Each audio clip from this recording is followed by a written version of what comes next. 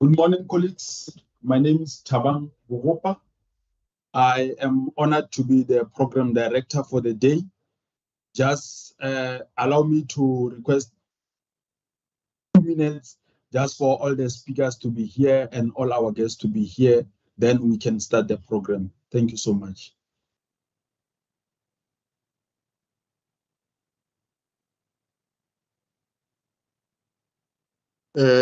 Mr. Bogopa. Morning, Mr. Mavimber. Thank you. My apologies. I was busy with something else. We have the CTA exams, which I'm also offering technical support there. Maybe in the meantime, I can assist you to set up the background. Do you have the background with you? No, actually I do not. If you may share, if you can check, I just tried to blur. Please just share it, then I can set it up. Okay, let me just quickly share before we start. Thank you so much.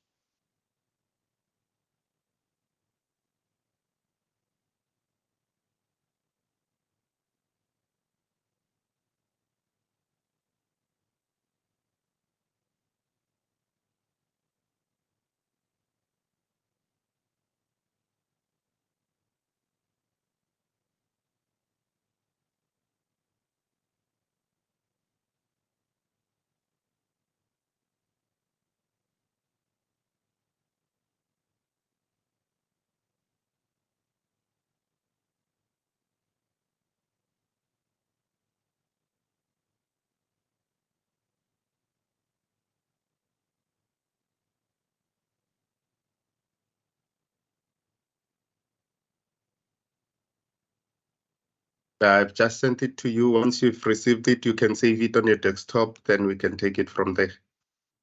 Okay.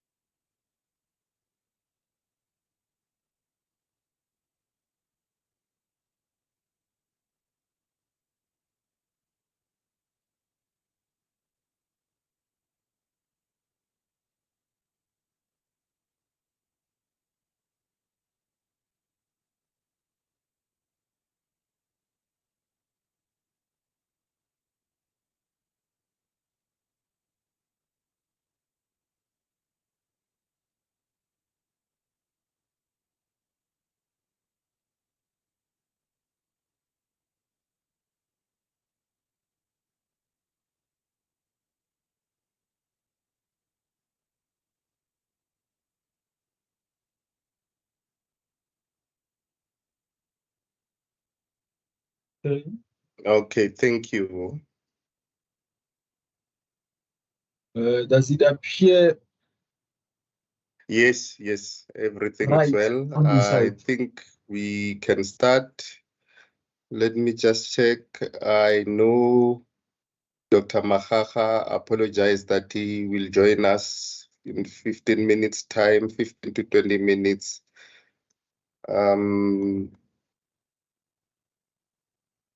I just can't find our keynote speaker because I think we should have him before we start.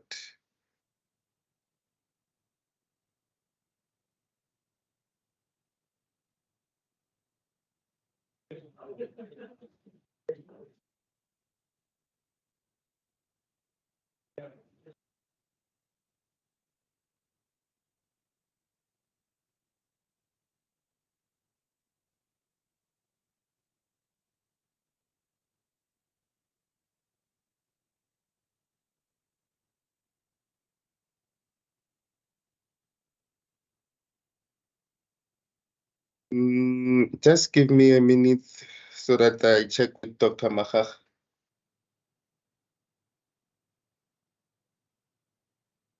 Okay, thank you.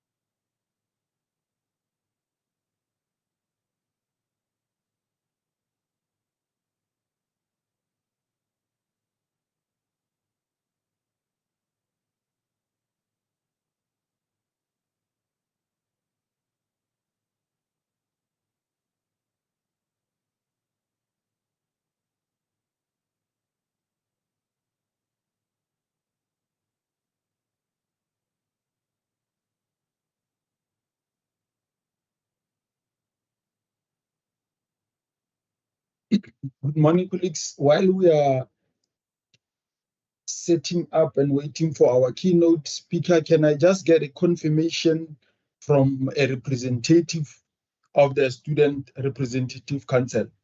Any member of the SRC who will be giving the message of support? I see Mr. Pogo is there for reflection. Then is the Justice Putim Levala. I get it that you are from the SRC. Perhaps you can also confirm in the chat by writing and perhaps the name and the position so that we do acknowledge you appropriately.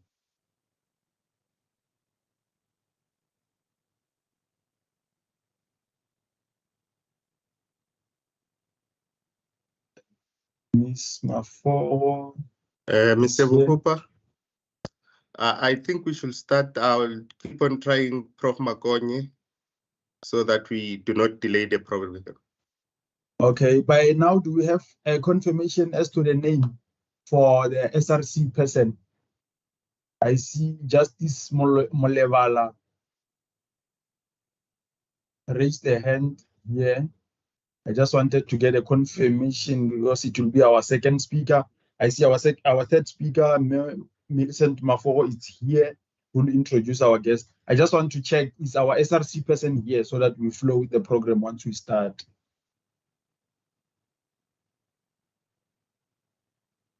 Yes, Justice is the chairperson of the SRC Limpopo. Oh, thank you so much. Good morning, colleagues, and welcome once more. My name is Thabambo Hopa. I'll be your program director for today's, the third day for the Northeastern Region Research Conference, which is the 12th annual Postgraduate Student Conference. I hope you are well and we have learned a lot from the first and the second day. Allow me, colleagues, just before we start, let me go through the program, which might have changes from the one that was sent.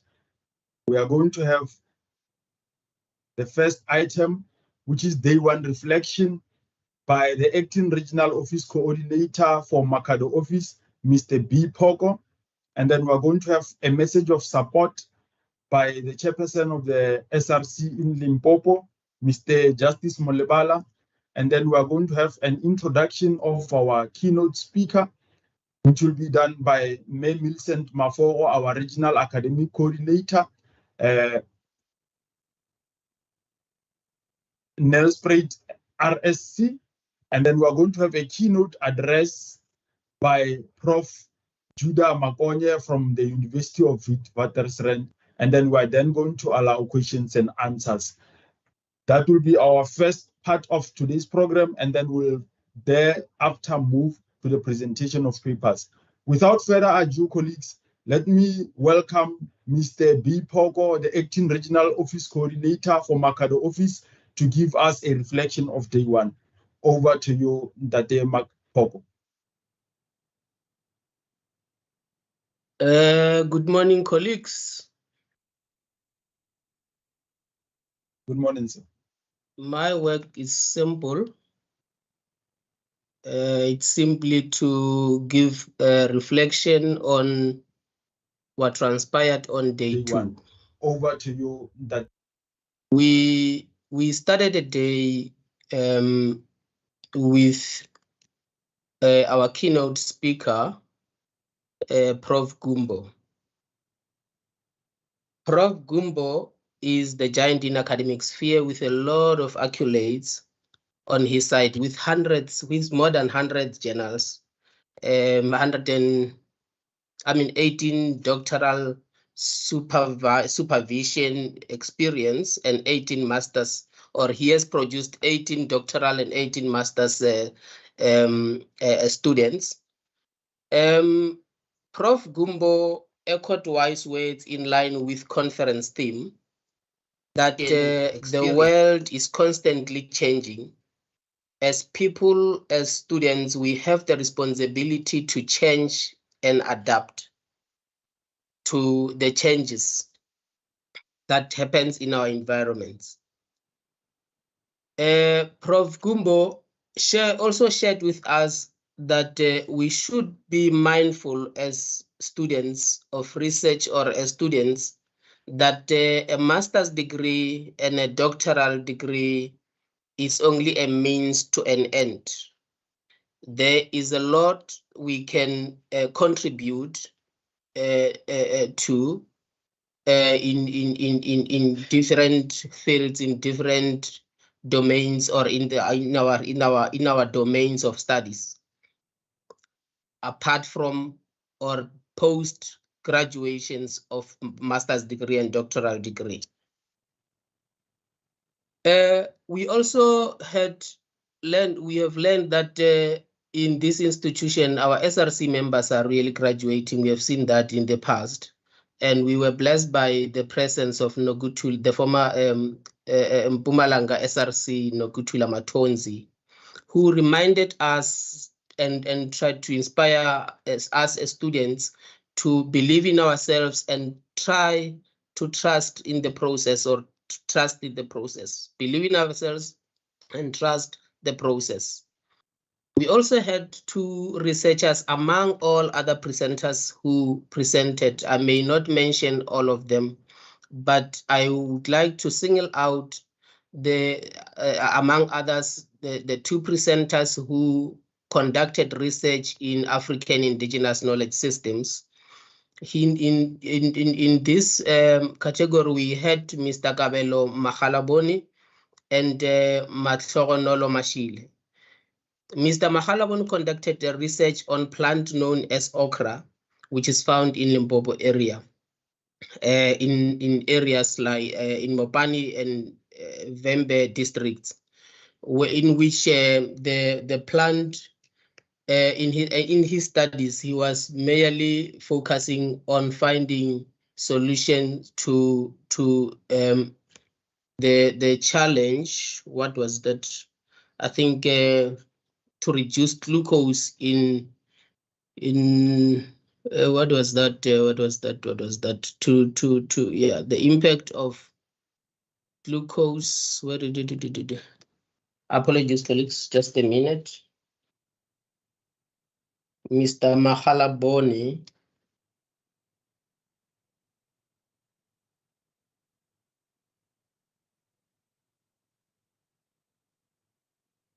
Where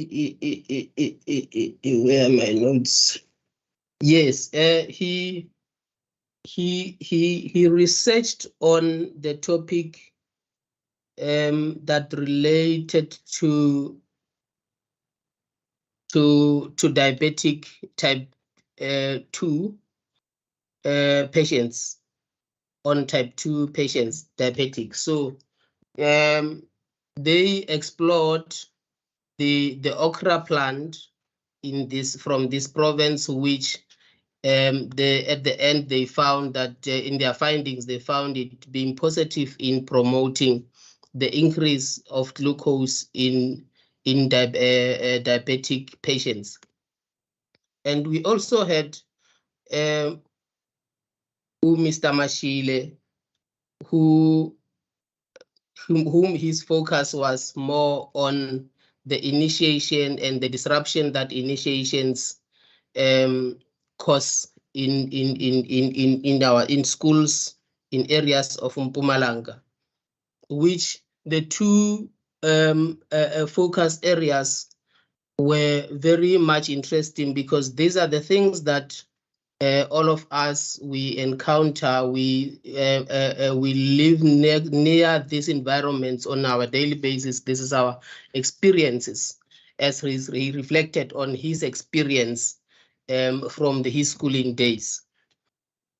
But we also had Ms. Matthew, whom conducted a research in the social work field for factors contributing to high rate of depression amongst university students, in which her findings was that the adversity during the early life, due to divorce, growing up in an unstable environment, relocation during early life, self-esteem, violence in home contributed to the high rate of depression among the target population, or the target population. So the emphasis from our panel of experts strongly focused on the problem statement. The panel of experts emphasized that students should try by all means to state the worst case scenario on the problem statement, to try to motivate what should happen should the study not be conducted, to paint a picture of what is it that would happen if they do not conduct such a study, to try to paint a worst case scenario in that case. They also repeatedly touched on theoretical framework, that as you engage with your study, take note that the theoretical framework forms a cornerstone of your study. Therefore, you are advised to choose a framework that suits your study perfectly. They have touched on many other issues or aspects, but this two has been repeatedly mentioned, and the problem statement has been mentioned as well by Dr. Maivan from the first day, that this is where students should put focus on, not to lose the focus in their research or struggle with their research.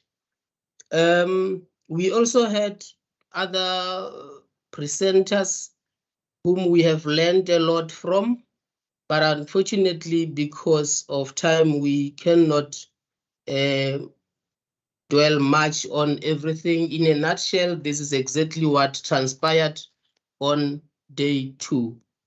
The program director would like to thank you for the opportunity. Thank you very much. Thank you so much, Mr. Pogo. Can we just give a round of applause to Mr. Pogo for that presentation?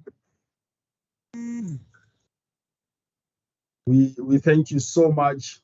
And indeed, as the theme of this year's conference is the future of postgraduate student in research, adapting to the changing landscape, we are very proud that indeed the scholars have proved that we need to adapt to this changing landscape in the choice of topics. We've seen topics that are now more close to the community and which will add to the body of knowledge. And for that, we are grateful. Allow me, colleagues, before I proceed, just to acknowledge, as I was going through the attendance, the senior scholars and management, to also acknowledge the acting regional director, perhaps in absentia, Dr. Molepo, and the chairperson of the Northeastern Region Research Forum, Dr. Mahaha, Ms. Seloma, the manager for student admin, the regional coordinator, Bora Mabulane in Guyani, the regional academic coordinator in Nelspruit, Memafo. We do appreciate your presence there. And of course, now I have to acknowledge as well as welcome the chairperson of the SRC in Limpopo, Ntate Molovela. The time is yours, sir. Over to you for a message of support. Thank you very much, Chairman of the session, Tate Bogopa. Thank you, my brother. First and foremost, allow me to greet and thank the Northeastern Region and Postgraduate Student Committee for hosting and inviting the Bulukwane Regional SRC to this beautiful postgraduate student conference, which is the 12th one. And also allow me to extend my greetings to the keynote speaker of the day, Tate Professor Juta Mukonye from the University of Witwatersrand. And most importantly, let me extend my warmest but revolutionary greetings to this beautiful postgraduate students. I say to you, receive my revolutionary greetings. My name is Justice Putumulewala, Polokwane Regional SRC Chairperson. We as the SRC, we rally behind all aspects and programs that are of best interest of all UNISA students. I therefore, to say I support and rally behind the Northeastern Region Research and Postgraduate Committee for implementing and hosting this beautiful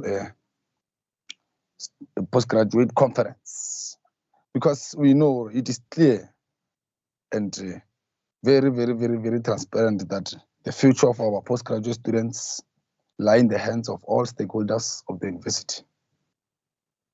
We therefore believe and support the notion of solidarity between all UNISA students and all the UNISA stakeholders. Mine is not long, it's to just support, give ways of support. So I rally behind the programs of the postgraduate committee, and also I rally behind the interest of all postgraduate students. All I need is just a proper relation between these student committees, or should I say stakeholders, and the postgraduate, because most of the time, the only hardship that arises from our fellow postgraduate students is the relations between the student developments and all the stakeholders.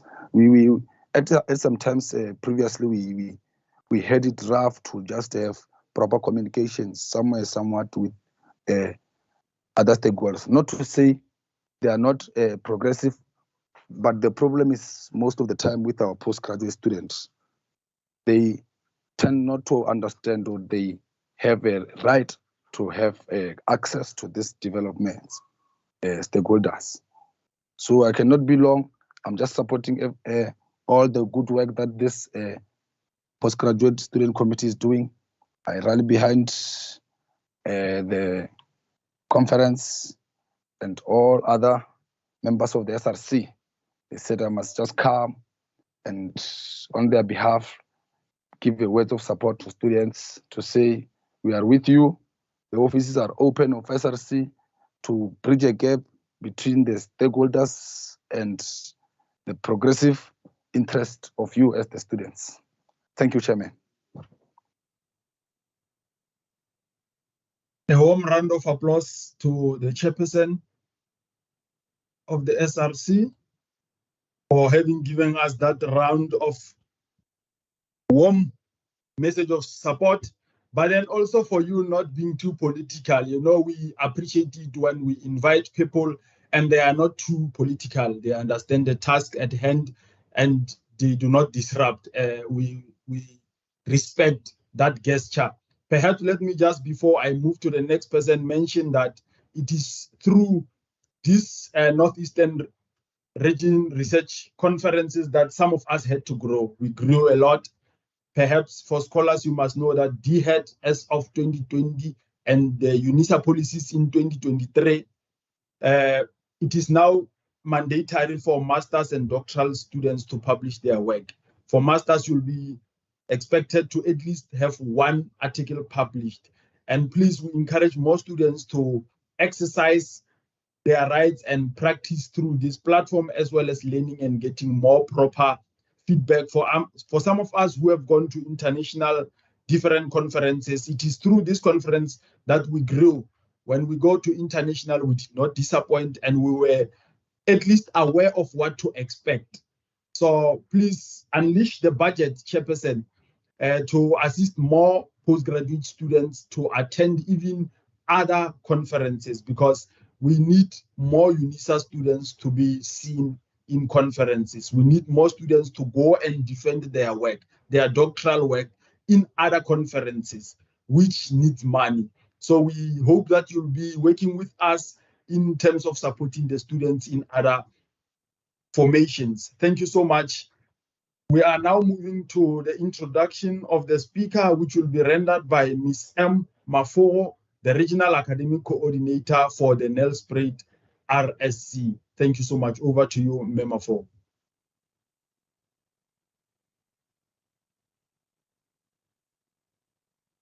Good morning, everyone, and thank you, Chair, for allowing this opportunity. Firstly, I would like to check if Professor Makonya is in the midst. Is he connected already?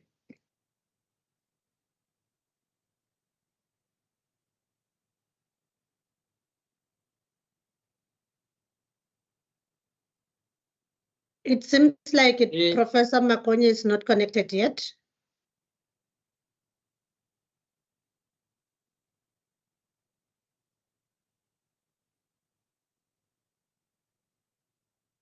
Okay, I'll hand over to you, Program Director. I will continue as soon as he connected. Noted. Thank you so much, colleagues. This might prompt us to move in a different direction with due respect to the attendees of this session. I'm going to request humbly to be allowed to now move into the presentation of papers.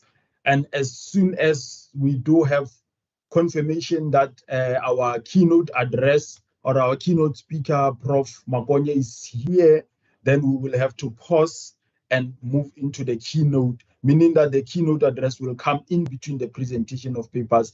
And I do hope that colleagues will be comfortable with that arrangement.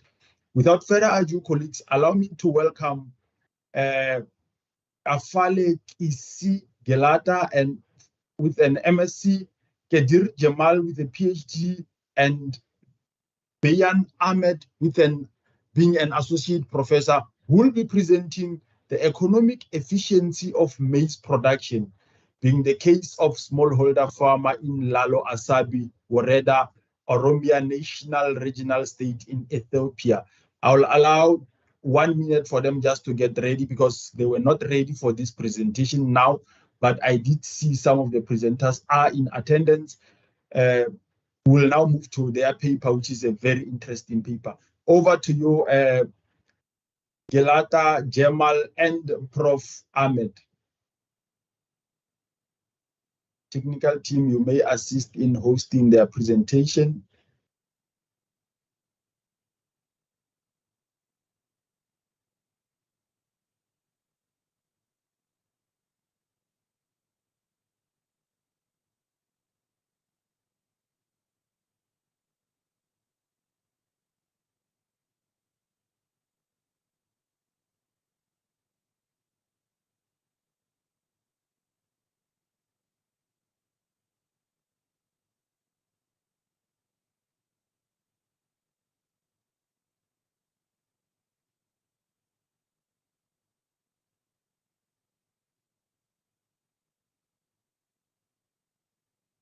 Can we, in the meanwhile, get a sense of confirmation from the main presenter of this first paper as to their availability? You can raise your hand or text in the chat just to confirm your availability.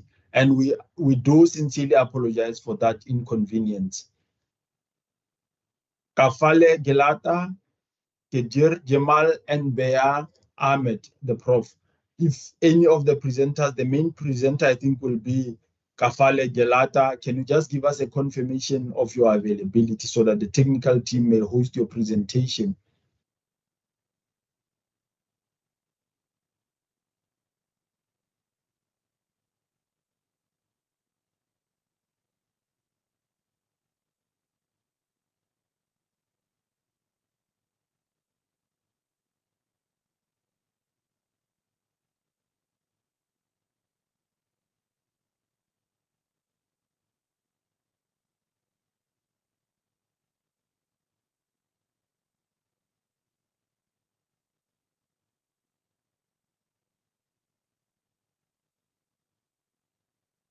Perhaps let me allow you, Mr. Mavimbela, just to render guidance as to how best can we move in tackling the situation that we are confronted with. Over to you, Mr. Mavimbela, just to render guidance as to how best can we move in overcoming the situation that we are confronted with.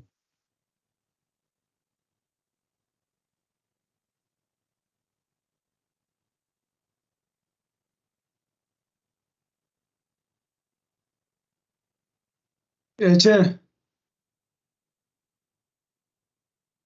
Mr. Mhopa, Yes, Dr. Maiban. what you can do, just check who is available, like from the list of the presenters, then who is ready, then can start. So- Okay, Ken. And then from there, then whoever comes, then we just roll out like that. Even the speaker, when he comes, then he can also be given opportunity to give the keynote speak. Thanks. Thank you so much, Dr. Maiban. I see the next presenter was supposed to be Ms. Lepe. I don't know, Ms. Lepe, are you there to present your study?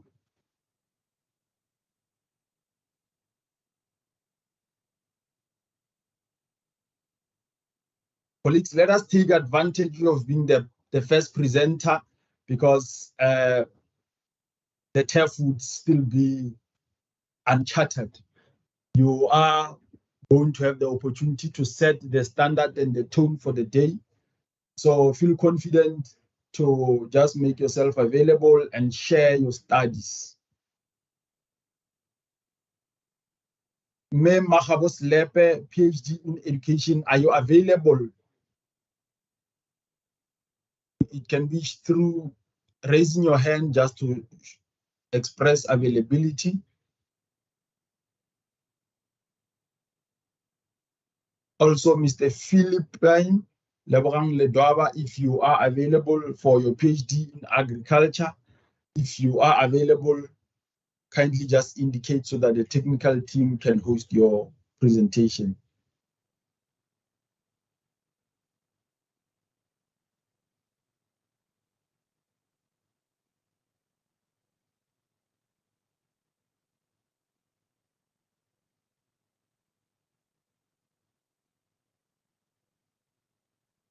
So, Chair, then let's take maybe the boat break for about 10 minutes. Then we can convene again just to check those speakers and then try to arrange the program. Thank you so much, Tatemaban. Colleagues, it is now 7 minutes past 9. Let us take a comfort break between now and 9:15, and we will resume with the program at 9:15. Thank you so much. Feel free to have tea, feel free to have water. That's the comfort break, and we will resume the program at 9:15. Thank you so much.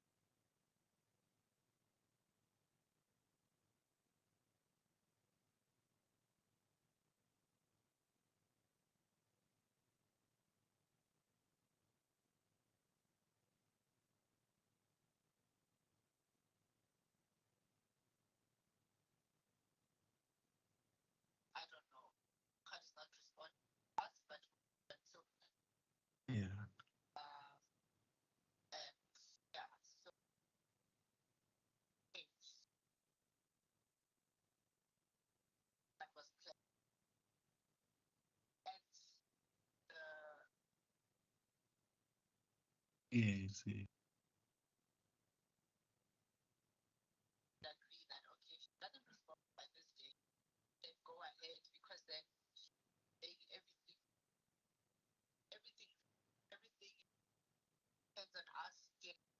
Yeah, yeah. It's without money, nothing is happening. Yeah. That was also getting that not coming forth. Time is running out in terms of us applying for. Yeah. Yeah. No.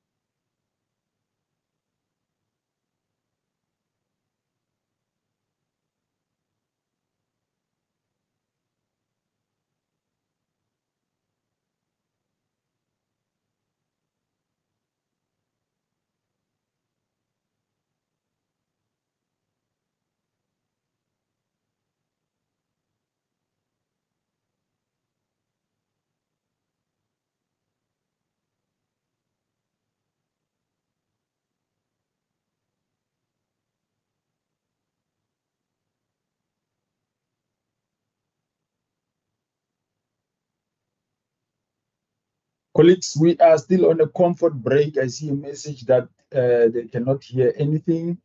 It is because we are still on a comfort break until 9:15.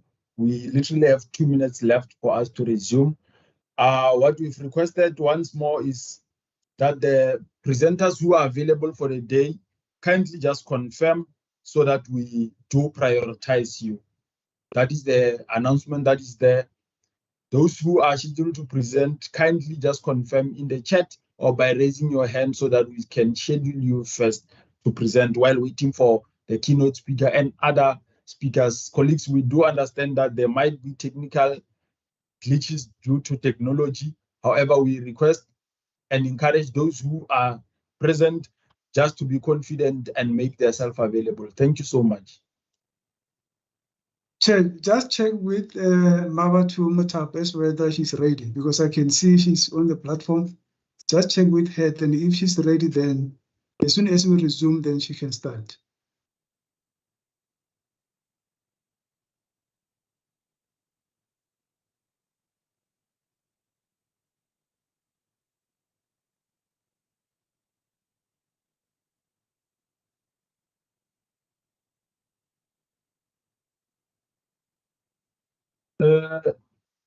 Memutapo, can you just give us a nod that you'll be the first presenter, please? Okay, I will present. That's encouraging. Thank you so much.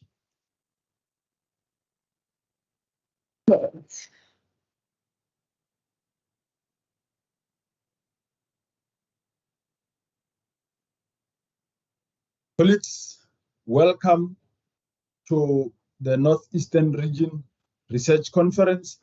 We are now moving to the first presentation for the day, which will be about treatment of greywater using effective microorganisms and its impact on the flowering of tomatoes and bell peppers.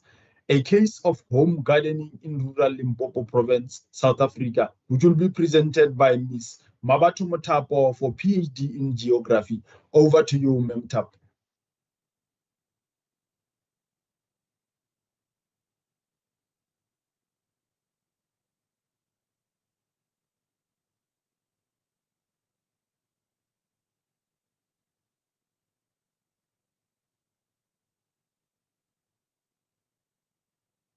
Good morning, everyone. Please confirm if you can see my slides.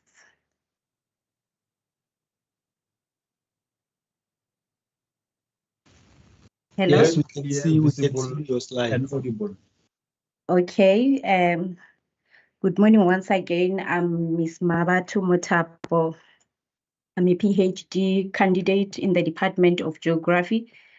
And today I'll be sharing with you my research proposal entitled The Impacts of Effective Microorganism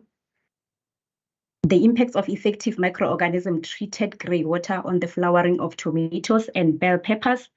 This is a case study of home gardening at Ramotapo in Limpopo province of South Africa.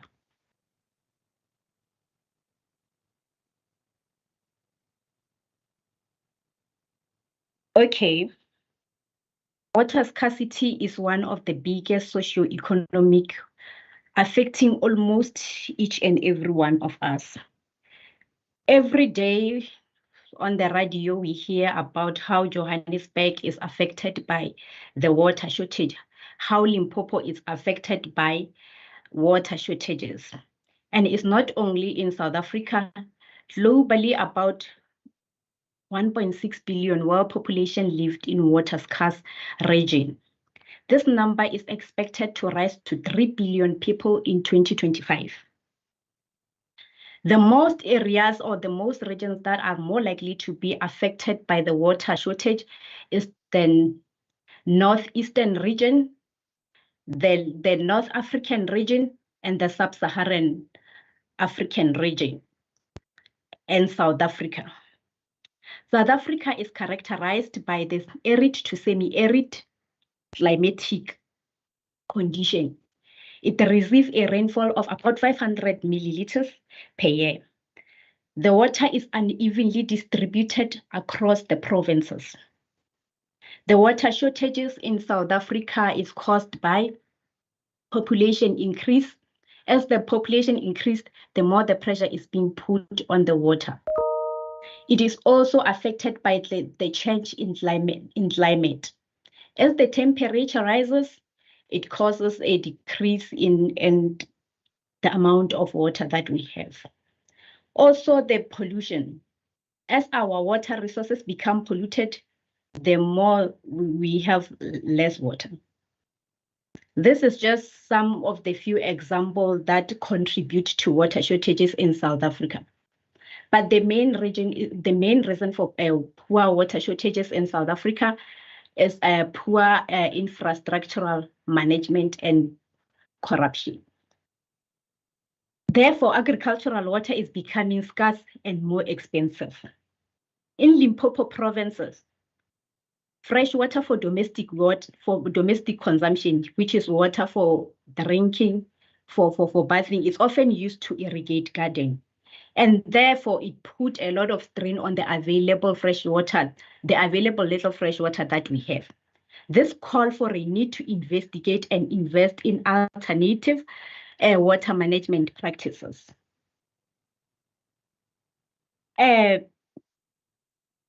Even though like we do have rainwater, we can harvest rainwater.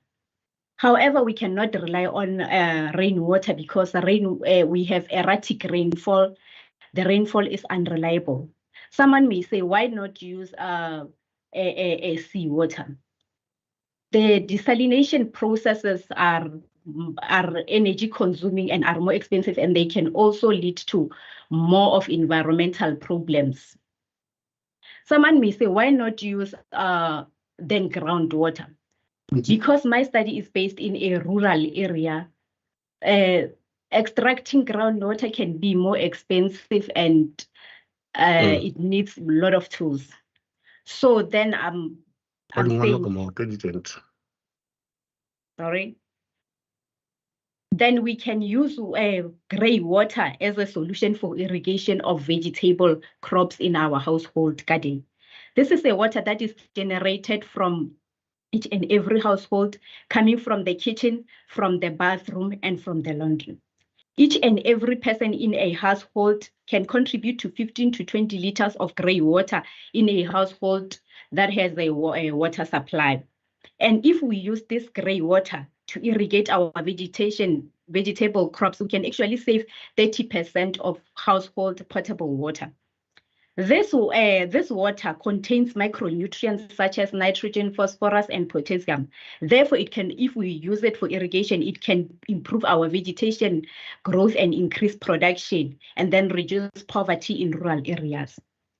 Global trends has shown that already this grey water is not a new concept. It has already been used in countries such as Jordan, such as Germany, and 10% of grey water irrigated crops are consumed in the world. However, this water, it has some drawbacks. When it is not untreated, it can reduce the flowering of vegetation crops. It can pollute the soil. It can affect the fruit quality. Therefore, it is necessary to treat this grey water to reduce this impact on the environment and on the vegetation. Therefore, I'm saying we need to use effective microorganisms. What are effective microorganisms? These are natural wastewater methods that use lactic acid bacteria, photosynthetic bacteria, actomycetes, yeast, and fungi to improve the quality of grey water by decomposing organic waste, breaking toxins, reducing pathogen counts, and recycling and solubilizing nutrients. I specifically just selected this treatment because it is simple. It doesn't need a lot of lab tests because my study, it will be based in rural areas. I want, after this study, I want the rural communities to repeat this study, to use this treatment methods. It is of low technology. It is cheap and it is environmentally friendly because it is nature. It is a natural-based solution.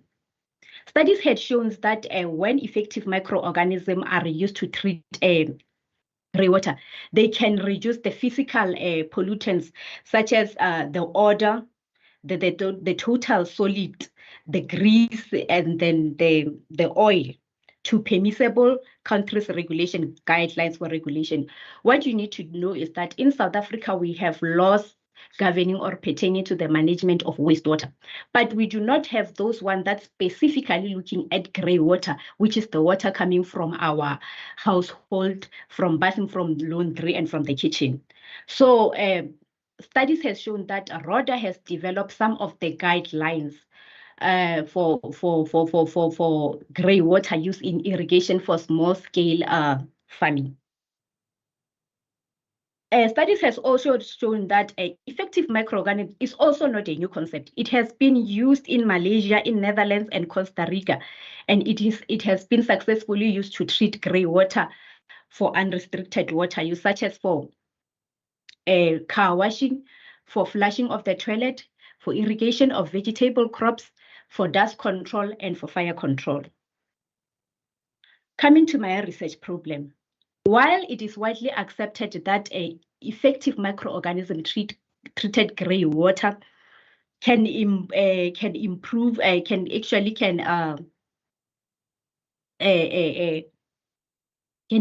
actually, while it is widely accepted that effective microorganism can improve the quality of grey water, can actually enhance vegetation crops. Studies have shown that EM-treated grey water for crop irrigation in South Africa are scarce. Also, studies on the impact of effective treated grey water on processes like flowering and pollination that enhances food production are lacking. Therefore, this study aimed to investigate the effects of effective microorganism-treated grey water on the flowering and pollination of tomatoes and bell peppers. Tomatoes and bell peppers are actually plants from the Solanaceae family, and they are widely grown in household garden and in farms by the small-scale farmers and the commercial farmers in the Limpopo province. And someone may ask, why are you specifically looking at the effective microorganism treated grey water on flowering? Why not the soil? Why not the flower, the leaves? Why not the fruit? And I'll tell you why. Because flowering is a prerequisite for the formation of, the formation of flowers is a prerequisite for the formation of fruit. Therefore, any delay or changes in the flowering, it affects the fruit development, and hence it affects food production. That's why I'm specifically looking at the flowers. The study will be conducted in Ramutabo in Limpopo province in South Africa under the local climatic condition in a household garden. A household garden is just a little space that we find around our houses. Yes. And then grey water, it will be collected separately from the kitchen and the bathroom in a single household with 6 occupants. And the water will be taken to the lab to test for the physical, the chemical, and the biological constituent or pollutant. Then we are going to purchase what we call effective microorganism. Effective microorganism can actually be purchased from a commercial source. They come in a form of a liquid form. And then before I'm going to use them, I'm going to study them to determine the optimum dose and aeration types. Actually, I'm just going to study the different types of concentration and the different types of aeration types to check, to select the water that fits the guidelines or the regulation that has been stipulated by RODA for small-scale irrigation. Then once I find the concentration and the aeration that time that fits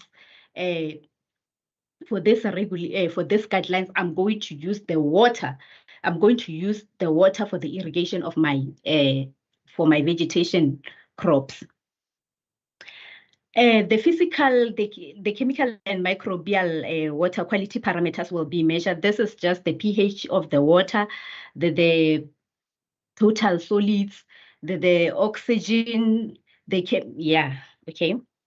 The results will be compared with the guidelines as I've already mentioned. For this study, because it's going to be taken in a household garden, the researcher will purchase the seedlings of the tomatoes and bell peppers, and then transplant them in a designated plot in a home garden. The experiment will be laid in a 5x2 split plots, whereby we are going to have our irrigation treatments on the main plots, and on our subplots, we are just going to have randomized tomatoes and bell peppers. For objective number 1, we are going to assess the effects of effective microorganism treated grey water in agricultural production. This one is just to check where it has been used. Was it successful? What are the limitations? Like, is it being used in South Africa? Where has it been used? What was the result? That is actually what I'm going to look at. And I'm going to use the systematic literature review and meta-analysis for the analysis of this data. For my objective 2, I'm going to evaluate the influence of effective microorganism grey water on the flowering patterns of tomatoes and bell peppers. It is likely that the irrigation treatments has an effect on the flowering traits, such as maybe it can change the shape, it can change the length of the corolla, it can change the floral initiation, which is actually the development of the floral, but maybe it can delay the time of the flowering. So I'm going to check those things, and I'm going to use the ANOVA statistical analysis to check if there is a variance, there is a difference in variance, and I'm going to use Takit's test to test the means. Yes, for objective number 3, I'm going to investigate the impacts of EM-treated grey water on the diversity of floral visitors and pollination of tomatoes and peppers. One may ask, why are you looking at the floral visitors? Let me tell you, even though tomatoes and bell peppers are the angiosperm, which means they flower and they rely on insect for the production of their flowers. They are also self-fertilizers. They can fertilize without these floral visitors. But I'm trying to check if the floral visitors has an effect on the flowering of this plants. Therefore, I'm going to use observation where I'll be recording the time the insects or the time the floral visitors come and forage on those flowers. I'm going to check the type of the insects. Is it the wasp? Is it the bees? And then I'm going to check the abundance, okay? Then also I'm going to use what we call the backed and unbacked pollination test to check if I cover this flower, is it going to have difference from the one that is not covered and the one that it has not interacted with an insect? That's what I'm going to check. And also I'm going to use ANOVA and take his test, as I've already mentioned. For objective 4, I'm going to ascertain the effects of effective treated grey water on floral traits that enhance floral visitation and pollination of tomatoes and bell peppers. Here, I'm going to look at what we call the floral rewards. Floral rewards are those rewards, are those things that attract the insects to interact with a flower and to stimulate or to produce, so that the flower can produce flowers. In other way, the insect can gain and or the flower can gain. So we are going to look at nectar. If whether the irrigation treatment has an effect on the nectar, we're going to check if the irrigation treatments change the nectar. Yes, and then we are going to look at the odor. We know the odor or the scent of the flower attract the insect. We are going to check if the irrigation treatments can change that odor to repel or to attract an insect so that it interacts with the flower to produce. So we are going to look at the color. As we know, beautiful colors attract the insect. Not only beautiful, because we as human and insect, we see things differently, and yeah, that's why I'm going to check the color reflectance, and I'm going to also look at the thermogenesis. Thermogenesis is the heat. I'm going to check if the irrigation treatment change the heat of the flower so that it attract or repel the insect. And now for nectar, I'm going to use what we call the micro puppet to draw the nectar. And I'm going to use Bellingham and Stenglicant to measure the concentration, the sugar concentration. For odor, I'm going to use the headspace sampling, whereby I'll just cover the flower and then to capture the odor of the flower. And later on, I'm going to take it to the lab for analysis. And for color, I'm going to use Ocean Optics 4000 spectrometer to check the reflectance of the flower, if whether the color reflectance change under the different irrigation treatments. And for thermogenesis, which is the heat, I'm going to use a 4K channel K thermocubles SD card logger to capture the heat of the surrounding area and that of the flower to check if the irrigation treatment has an effect on that. And then for nectar, I'm going to use a consecutive non-parametric Wallis and Flinger test to assess if there is a variation in nectar. And then for odor, I'm also going to use the ANOVA non-parametric multivariate analysis. And for color, I'm also going to use the ANOVA. For thermogenesis, I'm going to use a descriptive analysis to check the means, the standard deviation.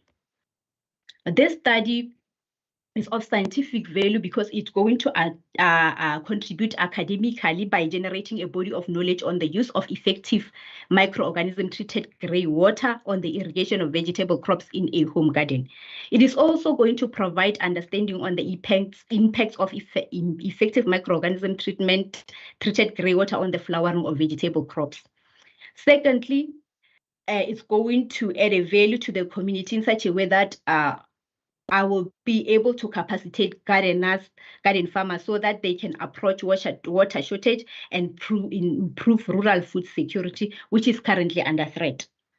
The third one is that this study, I believe, it has strong alignment with the Sustainable Development Goal number 1, number 2, and number 6, as well as African Agenda 2063. I believe that using grey water as an alternative water source, it can reduce the pressure on fresh water use. Also, using nature-based solutions such as effective microorganism can actually reduce the environmental impact of maybe using chemical chemical treatments, and also using grey water as a alternative water sources can address African Agenda 2063, and then we can reduce the problem of water shortages, and then while improving and increasing food security in rural areas. Thank you very much.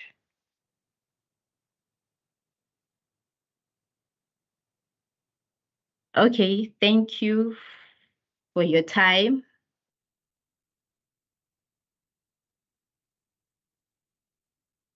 A round of applause once more.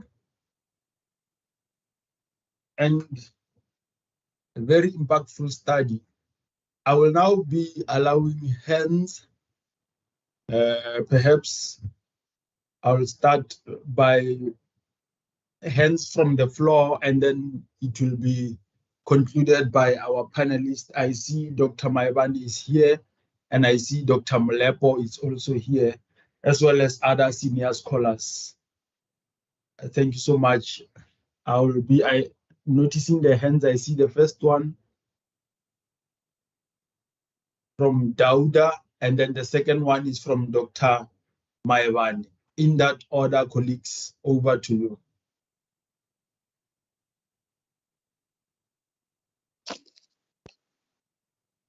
Good morning, everyone. I don't know if you can hear me. Can you please confirm if you can hear me?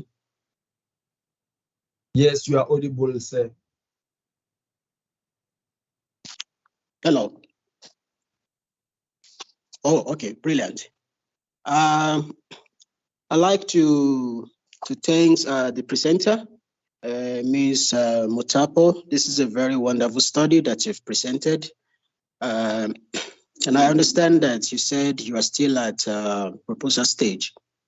I have a couple of questions or clarity that I would like to get from you. I saw your qualification that you're studying towards is PhD in geography.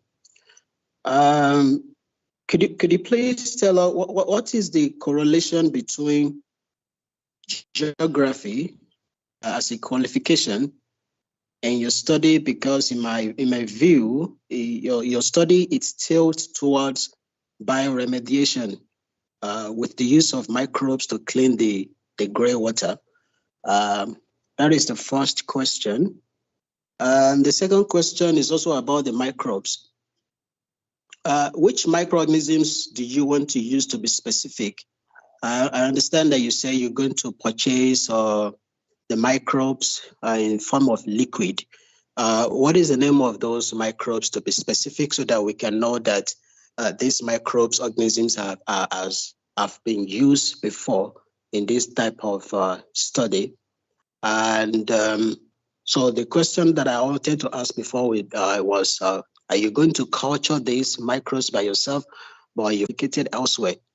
Because I understand you only focusing on flowering, and I didn't get where you mentioned of you're going to do the soil analysis to know the content or the nutrients in the soil, which might also affect the outcome of your study.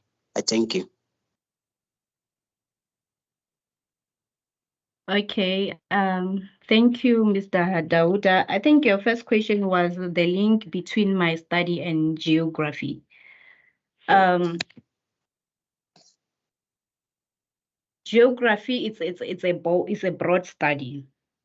For me, I can say the geography part of the study, it's water. It's water shortage, it's using of gray water. But because geography is broad and geography can fit everywhere, then I challenged myself to say, I cannot only stick to the geography of water. I can expand my study to be a multidisciplinary study. I can tap into agriculture and I can tap into plant ecology while I'm a geographer. So that's the question for number one, answer for number one. And then you said, which type of microbes and am I going to use? I'm going to use what we call a super microbes. These are actually purchased in South Africa. We have commercial sources. They come in liquid form, and they requires an activation before usage. So actually they just come up with like the concentration type or the concentration to use. But yeah, also for the type of water that you're going to use. So we have microbes, effective microorganisms such as super microorganisms for treating wastewater. So I'm specifically going to use super microbes, which are purchased from a commercial source. You can search super microbes, yes. And then these microbes actually they're a mixture of microorganisms. Like as I've already mentioned, they have lactic acid bacteria, they have yeast. So it's really hard to say I'm going to use lactic acid bacteria, because they just come as a liquid with all this, a mixture of the microorganism. And for the question on soil nutrients, why am I not studying the soil? I think I overlooked that one. I'll go and talk to my supervisor about it. And thank you for this comment, and it is noted with thanks. Thank you. Thank you so much. Brilliant response. And the question was very constructive. Let us now move to Dr. Maebane for more feedback. Yeah, thanks, Chair. Good morning, colleagues. Thanks very much for a wonderful presentation. I think one of my questions was already covered by Dauda, but then I just want to check in terms of your exclusion and inclusion criteria, because at some point you mentioned that the student can repeat what you are doing. Then that one then started to come to me and say, what is the exclusion and inclusion criteria of this study? Looking at the Ramotabo area, the grey water that you're going to sample, and then I don't know whether, I mean, is the people with the bathrooms in a house, pipes in a house, or people who are fetching water from elsewhere and come and bath and do whatever. So if you can clarify that one. And also let me see here, the systematic literature review. You indicated that you're going to use systematic literature review. And if you can just indicate how, then you're going to do that. And then another question is, why are you going to use non-parametric multivariate now? With that one, then I was also willing to learn why then at the moment then you've already decided on that. If you can just highlight that. And lastly, the contribution in your study about the policy, because you only indicated the agenda and the developmental goals, but I didn't hear anything with regards to policy. Let me pause and thanks and over.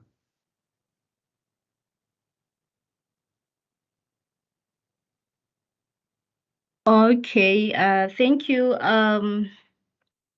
I think your first question was, where will I get grey water?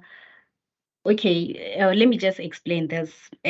First of all, grey water is a domestic wastewater that is collected from the household, from the bathroom, from the kitchen.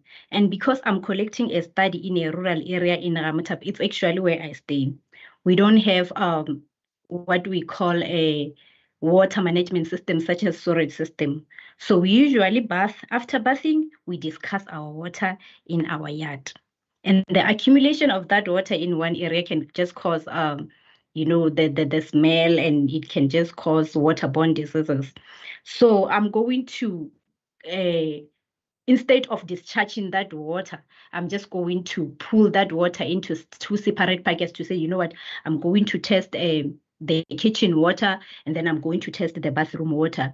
And then from then, I want to know which one is actually effective. It's stronger. It's meet the irrigation treatments when treated with effective microorganism. Okay, I think the second question was, how am I going to use the systematic literature review? Oh, okay. I think this one is for the first objective, and for this one, because I feel like this objective is more of literature based, and actually I'm just looking at the studies that have been conducted on the effective microorganism. So I'm going to consult different resources or source research engines, and then I'm just going to create a criteria to say I'm including the studies that have been conducted on specifically grey water treatment on vegetation crops, on irrigation of vegetation crops. So that's what I'm going to do with systematic literature review. So I'm going to look at the challenges. If ever it has been used, what were the challenges that were found with using effective microorganism treated grey water? And then I'm also going to look progress. And then I'm also going, that's the thing that will be looking at in terms of systematic literature review. So in terms of statistical analysis, actually I'm learning. Hey, you mentioned something to do with parametric. Okay, just to be honest and just to be clear, you know what, I'm learning this thing. I'm a learner, and I'm just tapping into this statistical analysis. So I don't have an answer for you. So I'll just go read more and try to understand around it. So you also mentioned that I didn't include policy, and I feel like, okay, I overlooked it, and it is noted with thanks. I'll work on it, talk to my supervisor. Okay, thank you very much.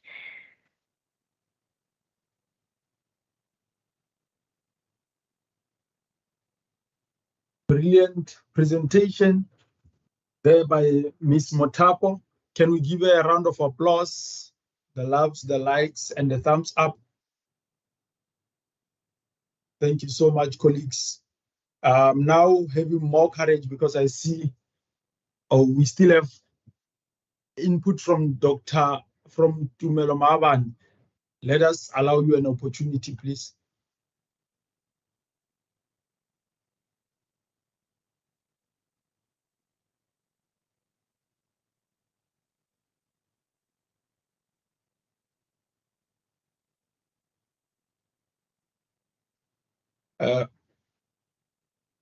Tumelo Maban, was that a question or was just a round of applause? Because I saw your hand was up before we move to the next speaker.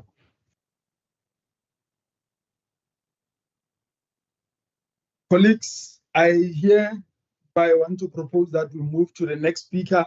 I see Ms. Makhabu Selepe, PhD in education, is in presence. Can you just confirm Ms. Lepe, and then we move over to you. Thank you so much. Mr. Mokopa? I've just noticed that the attendees' mics were muted. Okay, yeah, Tumelo is saying he was trying to give a round of applause. Okay, I thought he wanted to say something. Thank you. May proceed. Okay, thank you so much. And for the constructive feedback that we've received.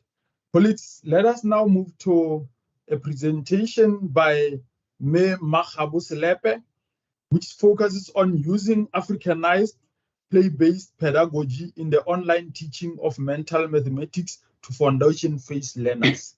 It is a PhD in education. Over to you, Ms. Lepe. Good morning. I'm not sure if I'm audible. I'm unable to share my screen. You can share now, ma'am. Thank you.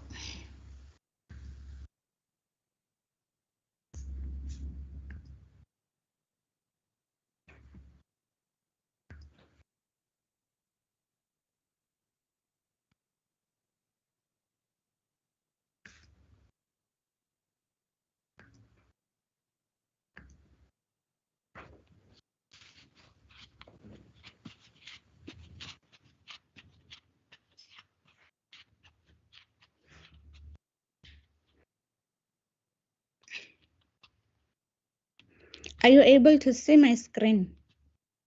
Yes, ma'am. Oh, okay, thank you. Good morning, Chair, and good morning, colleagues. My name is Makgabo Selepe. I'm a PhD candidate at the University of South Africa, and I'm being supervised by Dr. Mpatlele. This is my title, Using Africanized Play-Based Pedagogy in the Online Teaching of Mental Mathematics to Foundation Phase Learners. It was influenced by my master's results. My master's was on the role of play in teaching number sense to grade 3 learners, and it was found that educators are actually using Africanized play-based activities to develop social skills that plays a significant role in teaching and learning mathematics. However, they could not use them, the very same activities, to teach mental mathematics and apply them in the online teaching. This is my thesis outline. I have chapter 1, chapter 2, and chapter 3, as well as chapter 4. I am now finalizing chapter 4, which is research methodology, and I will present up to chapter 4. To understand the introduction and background that is related to the title, you know that recently there's a call for Africanization in education, which also contributed to the formulation of this title. The recent curriculum assessment and policy statement 2011 is encouraging towards the use of cultural activities and indigenous knowledge across all phases from grade R to grade 12. It is not only in South African curriculum, but even in international curriculum called UNICEF is calling towards the integration of cultural activities. Not only African activities, but cultural activities. So in CAPS, there's a clause where it mentioned that educators should integrate indigenous knowledge in their teaching and learning activities and the use of technology. But they did not indicate how they can be used or how they can be integrated. This takes us to the problem of the study. It shows that there is a lack of strategies on using Africanized play-based pedagogy, and there are limited guidance towards the use of play-based pedagogy in mental mathematics. Because if you were to look at CAPS, you will find that some mental mathematics does not integrate play-based activities. And there is also lack of knowledge on infusing technologies, especially in foundation phase, because you can just imagine the difficulty in using technology when you have to use play-based pedagogy. So this problem resulted in me formulating these research questions. My main research question is, how can Africanized play-based pedagogy be used in the online teaching of mental mathematics to foundation phase learners?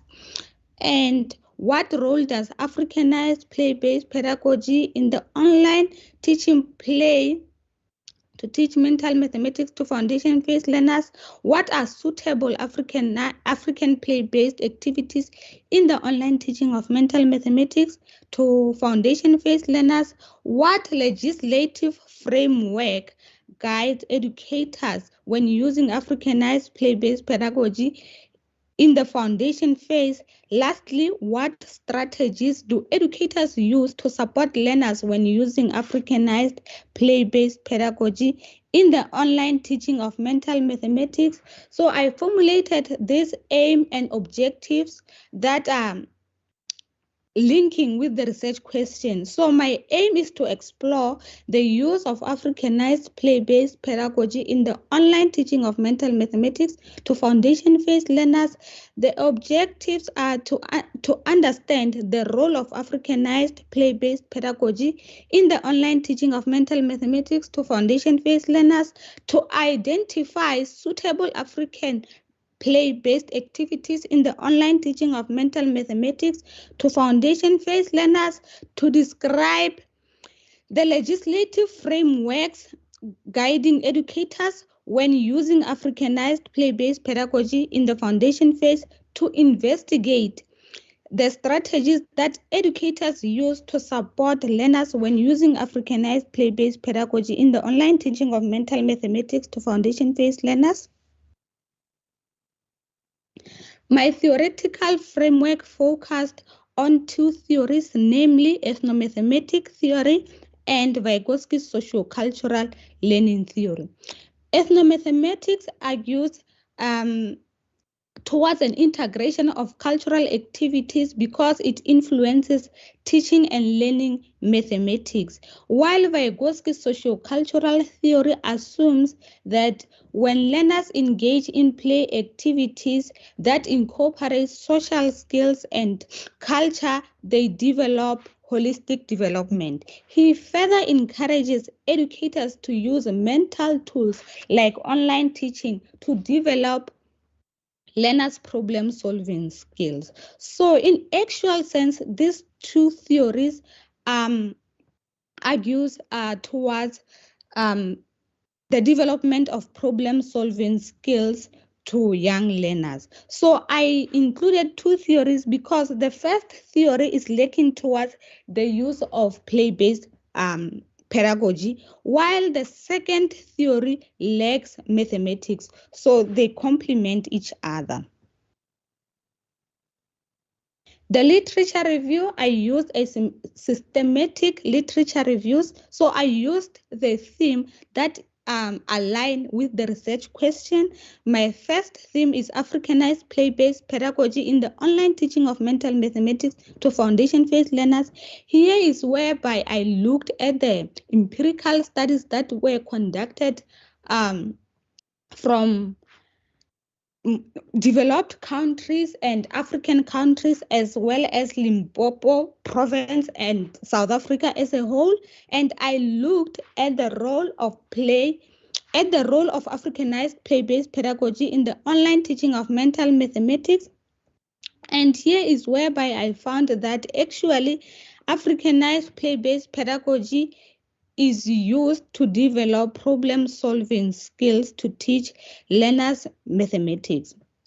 I also looked at type of African play-based activities suitable for online teaching of mental mathematics.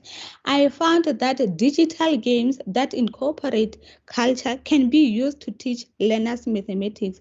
Games like Murabaraba, you know that you can play Murabaraba online. We have Murabaraba online, we have Ludo and other games. So I have also looked at legislative frameworks guiding towards the use of Africanized play-based pedagogy. I did not look only at South African curriculum framework. I looked at international frameworks as well. So I looked also at the strategies that can be used by teachers to support foundation phase learners when using Africanized play-based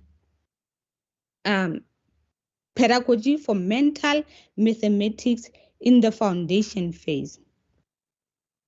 For literature review, I'll be using for methodology, I'll be using interpretivist paradigm because it holds an assumption that reality is a subject and multiple realities are constructed socially. It means that individuals construct knowledge from their past experiences based on their history, culture, and social perspectives. As a result, relativism, ontology, and subjective epistemology are underpinning my study, and they are grounded by Vellem.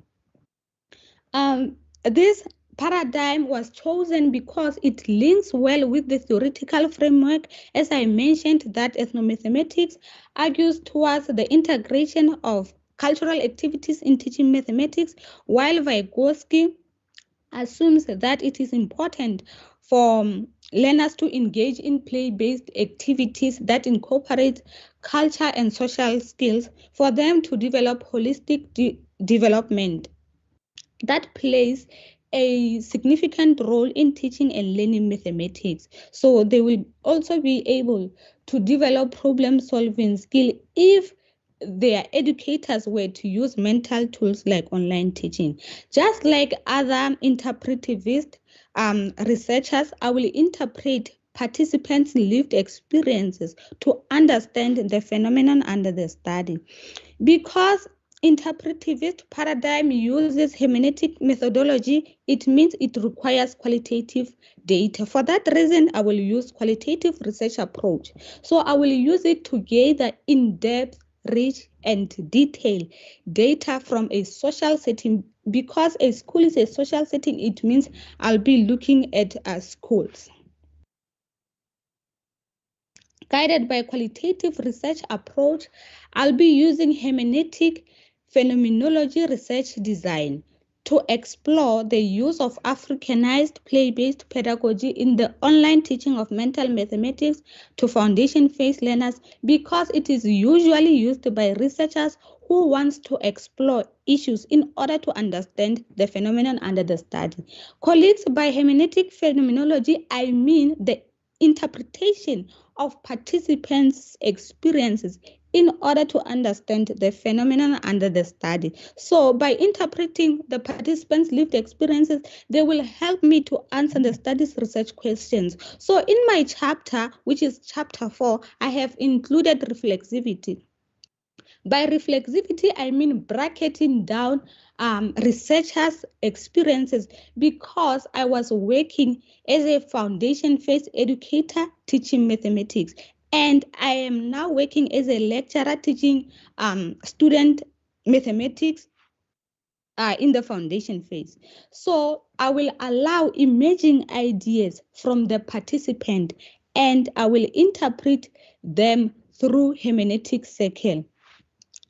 Chairperson, allow me to show the colleague's hermeneutic circle that I'm talking about. You can see that I will be collecting participants' lived experiences and interpret them through the lenses of reviewed literature and the theoretical framework for me to understand how they use Africanized play-based pedagogy in the online teaching of mental mathematics to foundation phase learners. Guided by hermeneutic phenomenology, I will use homogeneous purposive sampling to select participants with similar characteristics to get authentic results. So in my chapter, I have included exclusion and inclusion criteria, and participants who meet inclusion criteria will be selected. Inclusion criteria include being a foundation phase educator teaching mathematics with at least 3 years teaching experiences, and they need to fall under African ethnicity. They are able or they are willing to use online teaching platform, especially in the foundation phase, as well as willing to participate in the study. Because hermeneutic phenomenology encourages the use of small sample, I will select 3 educators from 4 public primary schools in rural areas of Capricorn South District, Limpopo in South Africa. So a total estimation of 12 participants will be selected. I will use 3 data collection tools, namely semi-structured interviews, document analysis, as well as non-participant observations. Semi-structured interviews will be used to solicit educators' views and lived experiences on the use of Africanized play-based pedagogy in the online teaching of mental mathematics to foundation phase learners. So I will use interview schedule that is formulated from the study's research questions to guide me when I will be having a conversation with the educators. So I will use audio recording to capture data that will help me with internal validity. For document analysis, it will be used to corroborate educators' responses from the interview to see how they plan their lesson to teach mental mathematics and how the very same lessons contribute towards the learner's achievement in mathematics. So I will request copies of educators' lesson plans and learners' activity book. activity books. So I will use document analysis tool that is also created from the studies research question to capture data.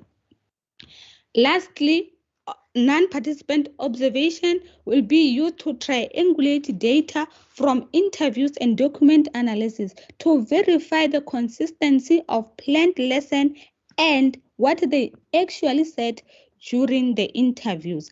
Because hermeneutic phenomenology allow me to go and see what is actually implemented in classroom, I will observe educators teaching foundation phase learners. Foundation phase, I mean from grade 1 to grade 3. Grade R is not included because it falls under early childhood education.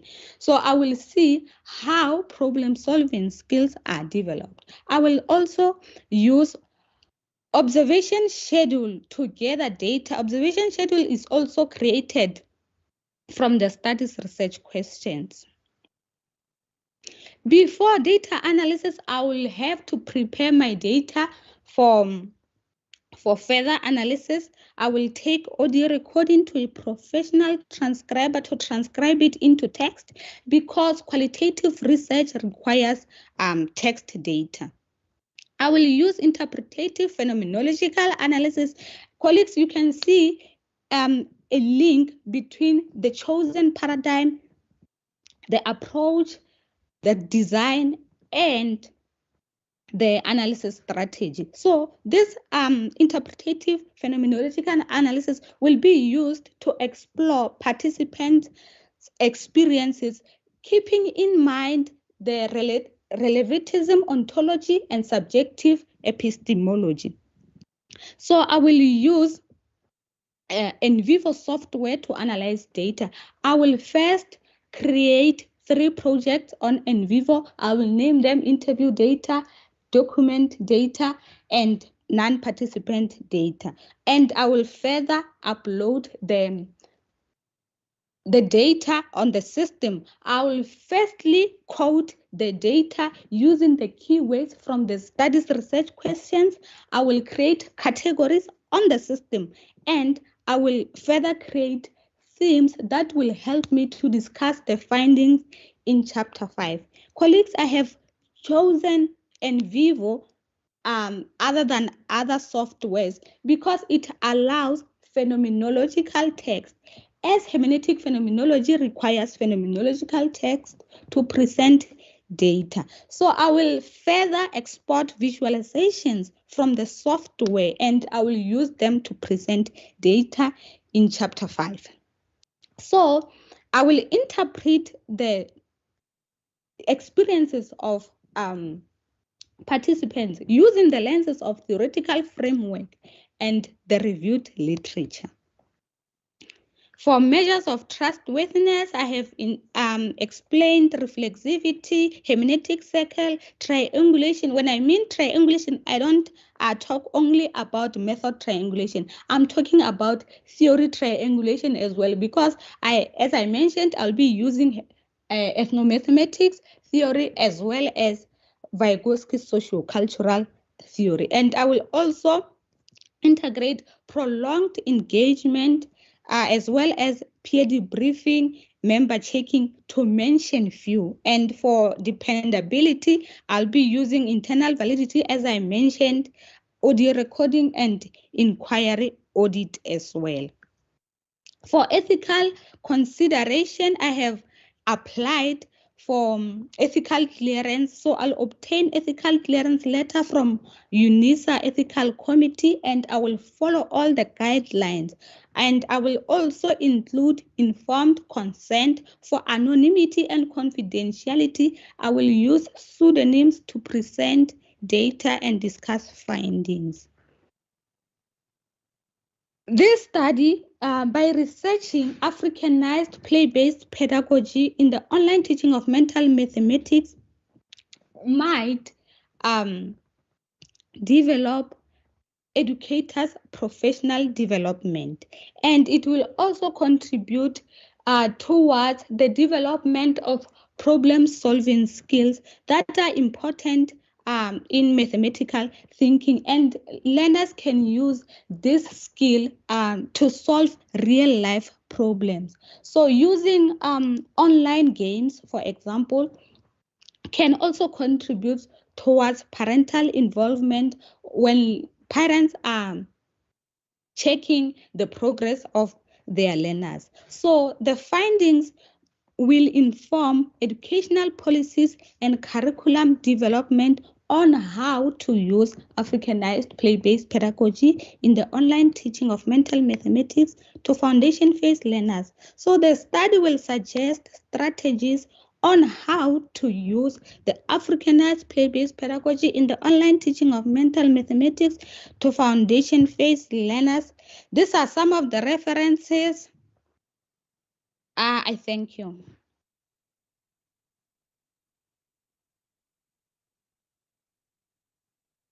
Wonderful presentation.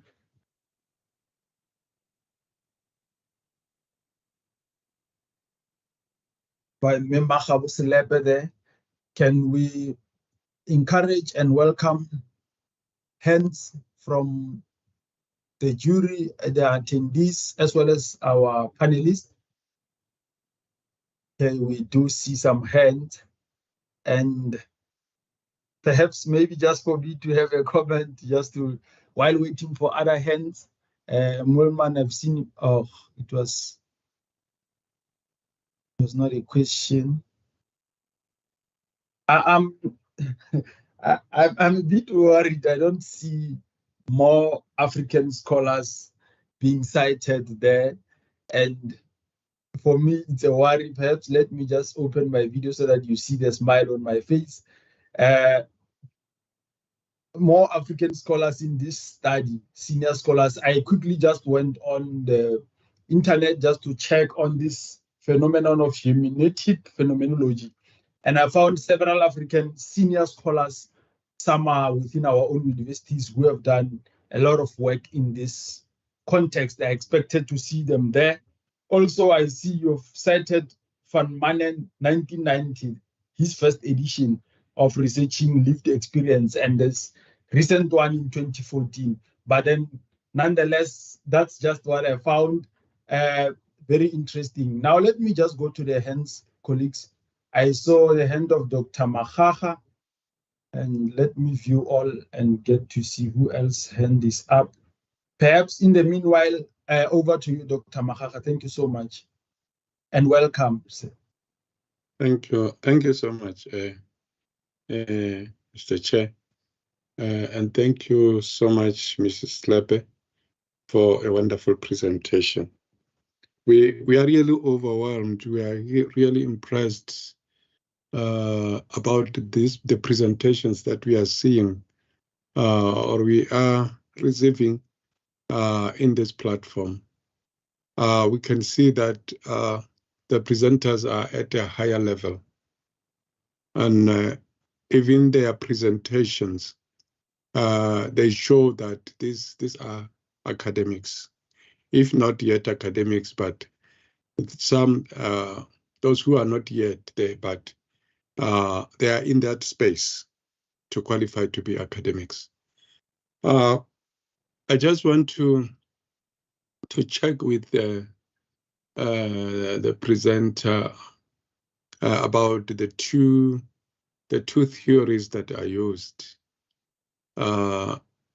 Just to check with the presenter as to how the two theories are complementing each other.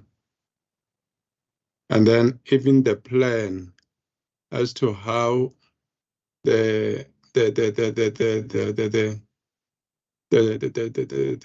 two theories will be used in the study. How are they going to use them in the as a lens in the study? I'm really impressed by your methodological norms. You really showed the rigor. How will you ensure rigor in the study? That's very interesting. It's just that I was in and out with the issue of the examinations, but now I think I'm done with what I was doing. But I'm so impressed about your presentation. Thank you.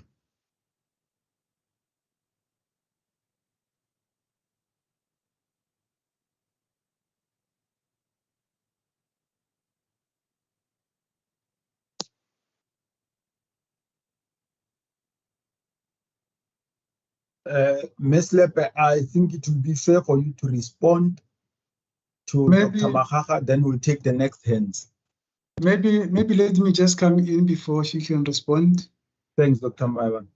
Yeah, because thanks, Ms. Lebe. I'm also very, very impressed.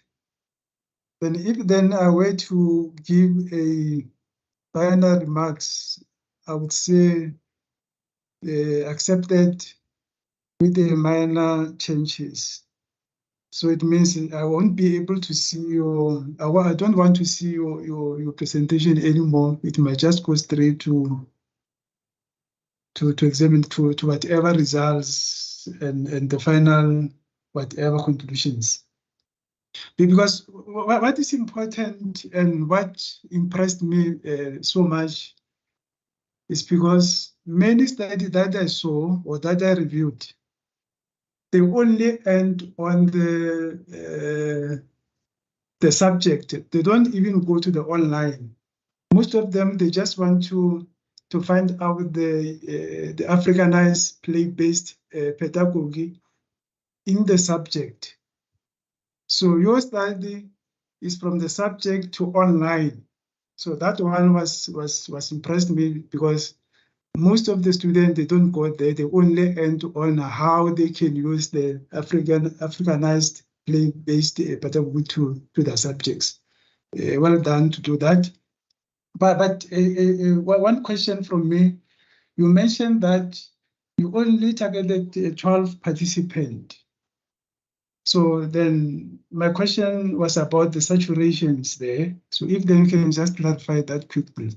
Thanks very much.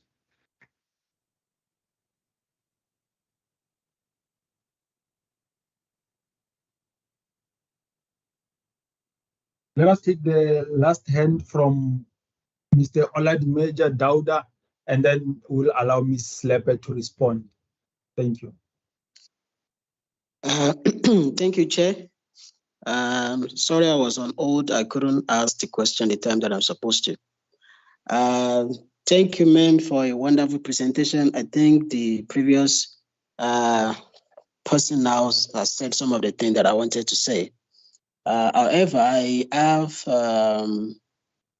just two questions left that I want clarity on. I understand you say you want to use Africanized play-based pedagogy, and you only talked about in your literature review of these types or the types of this Africanized play-based, but you did not specify which ones specifically are you using in your study. If you could please clarify that for us. And then the second question is that is this going to be like kind of hybrid or is going to be fully online? Bear in mind that the foundation phase learners, they're probably just getting familiar with this type of Africanized play-based, because I understand the foundation phase are from grade 1 to 3. How do you think they are going to be able to utilize this Africanized play-based online if they have not been used to it physically before? And in your objective, in one of your objectives, you said you are going to describe the legislative. Could you please explain how do you intend to achieve that? Thank you.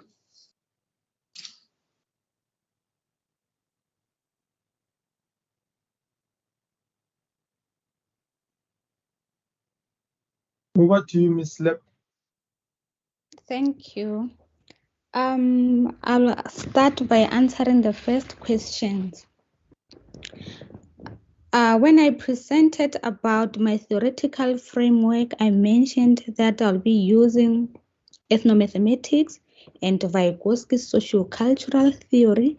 And I lastly I mentioned that they implement each other, because ethnomathematics only looks at the integration of cultural activities and teaching of mathematics, but it does not focus on play-based pedagogy. So Vygotsky is complementing ethnomathematics because Vygotsky is looking at play-based pedagogy and online teaching. So that is why I said that they complement each other. For 12 participants, I mentioned that hermeneutic phenomenology requires a small sample. So I just said it is an estimation of 12 participants. So it means I will get 3 educators from 4 public primary schools. I don't remember other questions. Thank you.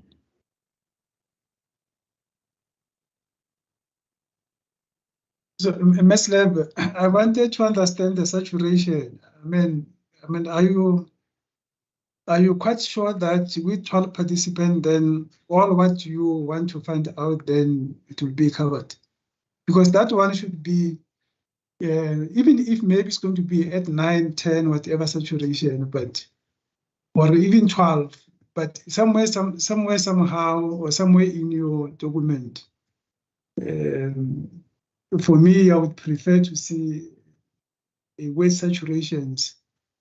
Yeah, so because when we say 12, it means then you've got a guarantee that when we reach with those 12 people, then all what you want, you're going to find out. And that is my problem. Thanks very much. You may not answer, but I think you must consider that. Thank you. I did not understand that question and I will think about it. So there's a question that there's a colleague who asked me about using Africanized play-based activities physically. I mentioned that from my master's, I found that they are really using them, but they could not use them to teach mental mathematics and apply them in the online teaching. Maybe just to make colleagues aware, there are some rural areas that are using online teaching to teach mathematics, and they're able to use play-based pedagogy. Thank you.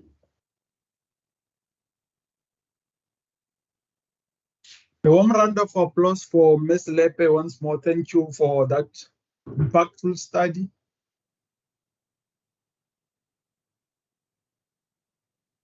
Mr. Bohopa? Yes, Mr. Mavimbela. I think there's still a hand from Mr. Idris Dauda. Okay, I assumed it was an historical. Mr. Idris, the floor is yours. No, I've asked my questions. I'm waiting for the response. Can you please just remind the scholar of your question so that they may be able to respond? Oh, yes. I was asking the specific that Africanized play-based that she wanted to use, and that is it going to be hybrid or is going to be fully online?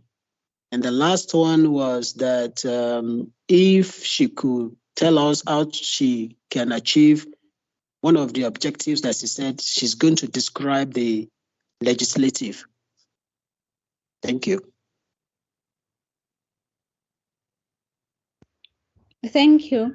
I'll be looking at Africanized play-based activities fully online. So in my literature review, I found that activities like Ludo and Muravaraba, they can actually be played online to teach learners mathematics.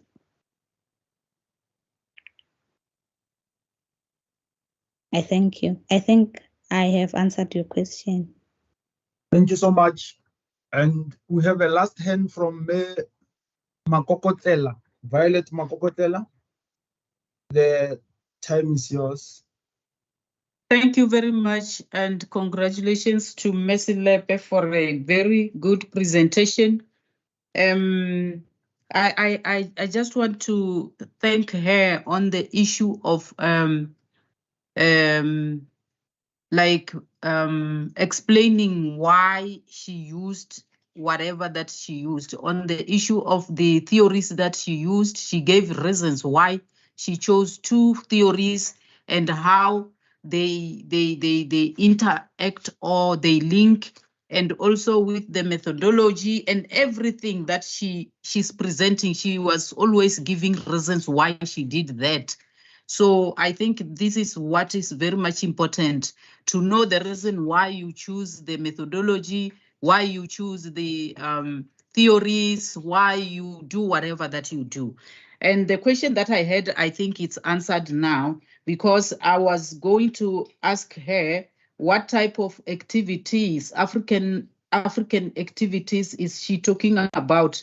Because Africanized play-based pedagogy may include so many activities. So she answered me now when she talked about the murabaraba, because I had written here, what about being focused and telling us about the types of activities such as diketo, khati, murabaraba. So she has answered me. Thank you very much.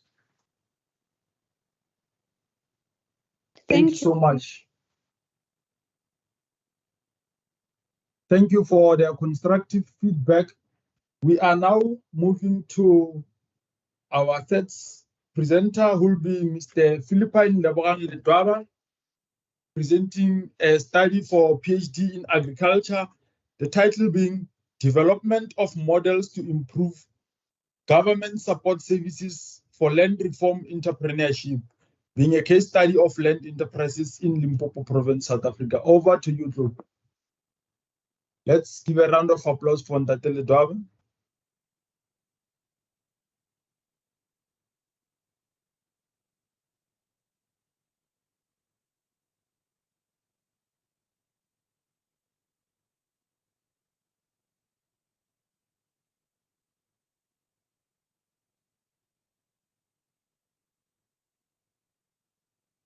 My apologies. The title is Mr. here. Let me rectify myself.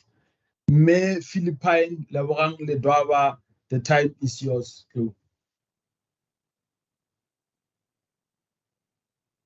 Ms. Ledwaba, kindly unmute. You are muted.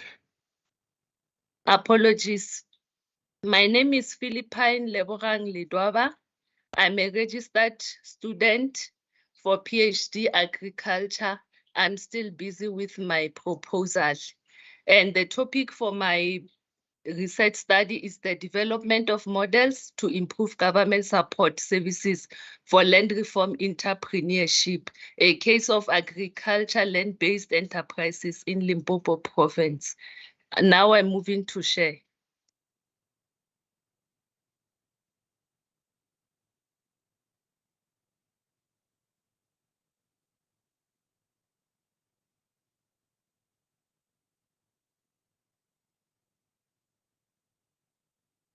The outline of the presentation, I'll be talking to the background of my study, the statement of the research problem, the context of the problem statement. Further, I'll also be explaining the objectives of the study, conceptual framework, and theories that underlines the study. And I'll also speak to the methodology and procedures for the intended study. The legacy of past racial discriminatory laws and policies in South Africa resulted in significant and imbalance in accessing economic opportunities, asset ownership, and resources. And land is one of the resources that was denied to the Black communities. As a result, land reform was introduced in 1995 to redress the imbalances in the land ownership in the country. The land reform program encompasses 3 pillars, which are land redistribution, land restitution, and tenure reform. Further, the objectives of the land reform above the redressing the past imbalances was to create employment, to increase household food security, and to enhance entrepreneurship. However, the land reform program has been limited because the economic and developmental capacity building aspects did not receive much attention. And land reform is very crucial for the development of agriculture. So the government introduced the Comprehensive Agricultural Support Program and the Recapitalization and Development Program as the main support programs in a way to try to address the economic and the developmental and capacity building components of the program. The statement of the research problem. The development of models to improve government support services to the land reform entrepreneurship in Limpopo province is essential to address the existing challenges and inefficiencies in the support programs implemented. Above, government introducing the CASP and the RADAP programs to support the land reform programs, projects. These programs, they face criticism for their ineffectiveness and inappropriateness in addressing the challenges faced by the land reform farmers. Lack of crucial attention to the success factors of land reform program further exacerbated the challenges faced by the entrepreneurs in the agricultural sector. There is therefore a pressing need to investigate and develop innovative models to ensure that the land reform program achieves the objectives as mentioned in the National Development Plan and in the white paper of the land reform. That the land reform program must create jobs, improve food security, and reduce poverty rate in the country.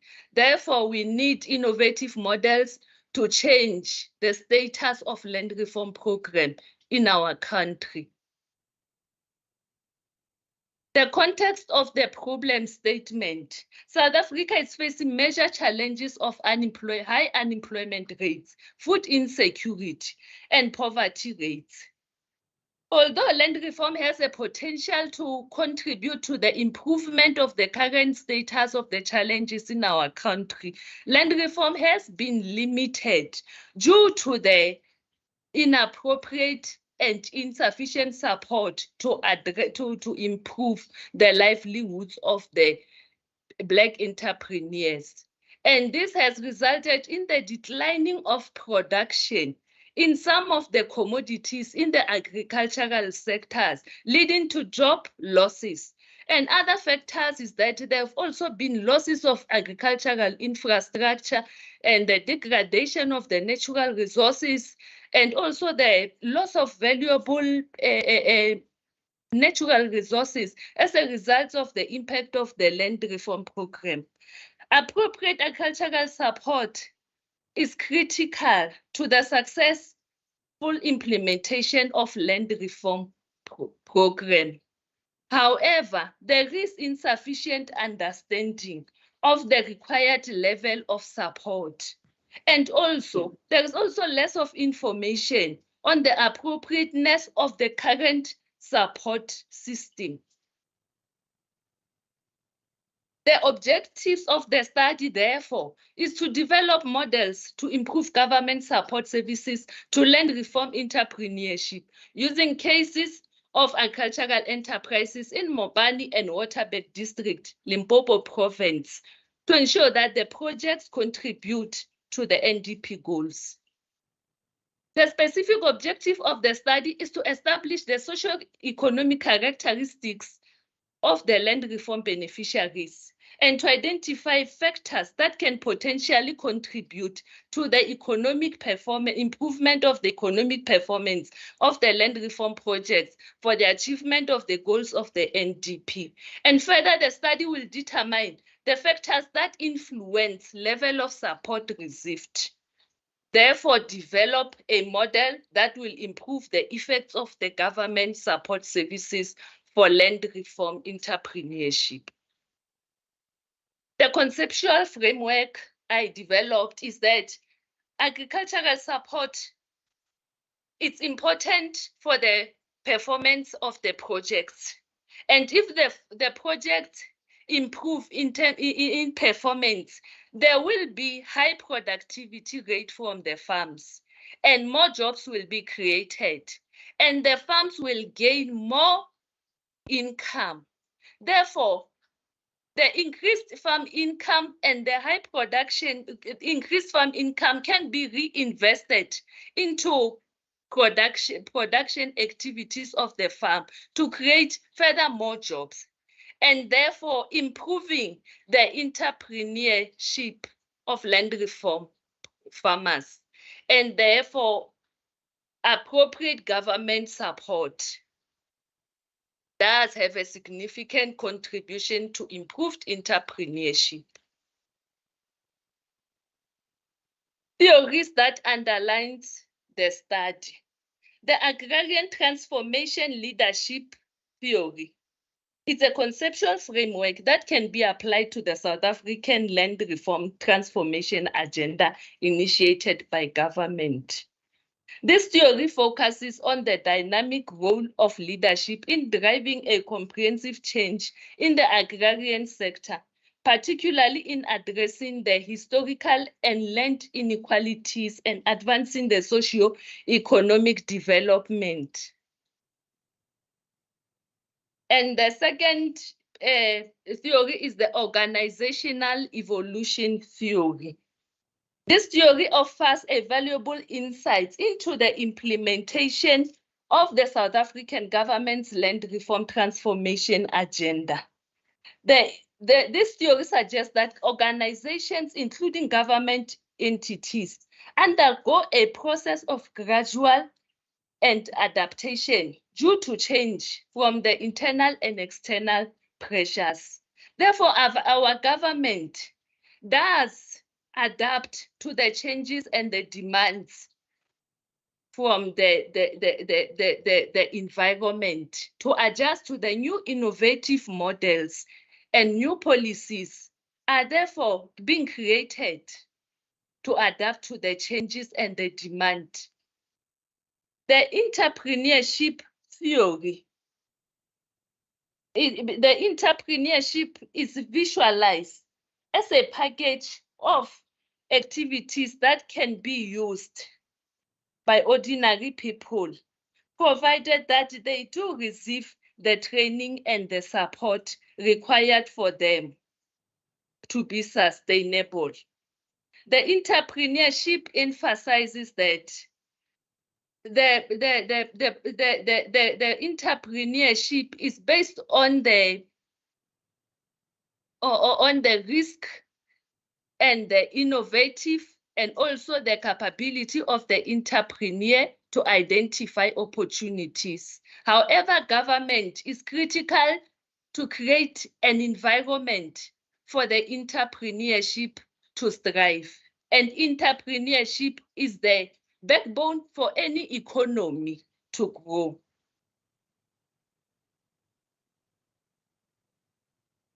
The research methodology that will be followed, the approach is the post-positivism paradigm. The post-positivist paradigm has been selected because it brings in the balance between the positivist and the interpretivist. Therefore, the design is the mixed method research design, which will be followed, but the study will be mostly primarily quantitative, and the qualitative aspects will be explored through the qualitative approach. The study area is Limpopo Province. Limpopo Province has the highest poverty rate in the country, and Stats SA reported that head count of the adults who are living in poverty. Limpopo has the highest head count of adults living in poverty. And whereas Limpopo, this poverty is driven by high unemployment rate that continues to rise. Limpopo is known to be the hub for high agricultural commodities, high value agricultural commodities. But this agricultural sector in the province, it contributes less to the GDP as compared to other sectors. And most communities in the Limpopo province, they reside in the rural areas. And agriculture has been reported to be the main source of income for most households in the province. And Limpopo has 5 provinces, the Waterberg, Mopani, Sekhukhune, Capricorn, and Vembe. The 2 districts, Waterberg and Mopani, are considered the population of the study because they have the high concentration, high number of land reform projects, and they also have the high number of projects that have been funded through recapitalization and development and CASP as compared to other districts. The 2 districts, they are different because of the commodities that they are producing, and also the climatic environment and the socio-economic characteristics of the communities, they are different. And I believe that these 2 districts, Waterberg and Mopani, will serve to address the issues that the study intends to achieve. We have 278 in total projects, land redistribution projects in the 2 districts. And the sampling technique that will be followed is the multi-stage stratified random sampling. The unit of analysis is land redistribution project, and the sample that has been calculated is 162. The procedure to be followed. The quantitative aspect of the study, data will be collected through the structured questionnaire from the project leaders, 1 project leader, and also there will be one-on-one interview using the interview guide to ask the questions. And on the data analysis, the descriptive data analysis on the socio-economic and demographic characteristics will be analyzed through the descriptive data analysis. And then the exploratory factor analysis will be used because there are no established factors that have been reported that potentially contribute towards the improvement of the economic performance of the land reform projects. The exploratory factor analysis will be used to determine the indicators of the factors that can contribute to the improvement of the economic performance of the land reform entrepreneurship. And ordinal regression model will be used to determine factors, the level, to determine the influence of the level of support, the factors that influence the level of support received by the land reform projects, and the appropriate government support will be the dependent variable and will be measured or categorized on the low, high, medium scale. And the structural equation model will be used to determine to develop the model that will improve the effects of government support on land reform entrepreneurship. The structural equation model will be used to estimate the effects of the government support services on the land reform entrepreneurship and using the developed hypothesis of the study. The content analysis following the conventional approach will be used on the qualitative data collected through the interview, one-on-one interview approach. Thank you.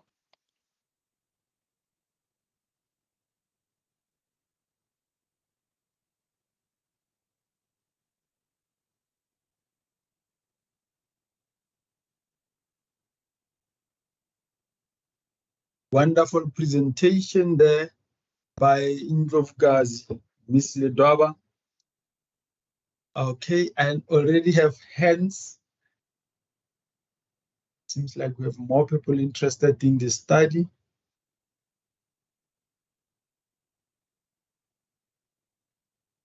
Okay, in that sequence, we have Emmanuel Dosa, followed by M. Mutapo, followed by Makokotlela Violet. In that sequence before we move to our panel of experts. Thanks.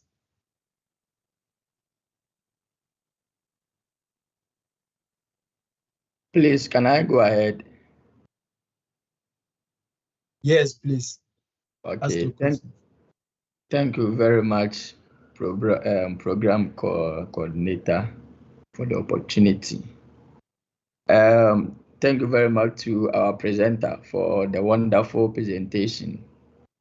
I would like some few clarification, and then I'll comment on few issues that will help to shape the work. I will start with the selection of the philosophy or the paradigm for your study, which is the post-positivism. I'm wondering how post-positivism will match with the mixed method design. And then you are saying that you choose mixed method design. Which type of mixed method are you choosing? Because we have concurrent mixed method and then other types of mixed method. So which of them are you actually looking at? And again, with your data analysis instruments or data analytical tools, you made mention of descriptive data. We have many types of descriptive data. For instance, we have frequency, we have percentages, we have means, standard deviation, and then others. Which of them are you using for your study? And again, you talked about exploratory factor analysis. I will need clarification on that. And again, I think it will also be clearer if you can link the data analytical tools to your research question, and then you can tell us that research question 1, 2, 3, or this will be analyzed using this tool. I think that one will be more clearer. I think for now, this is what I can say for now. Thank you very much.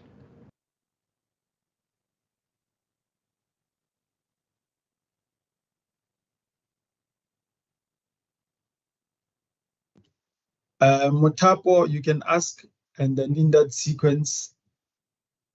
Okay, thank you very much, Mr. Chairperson.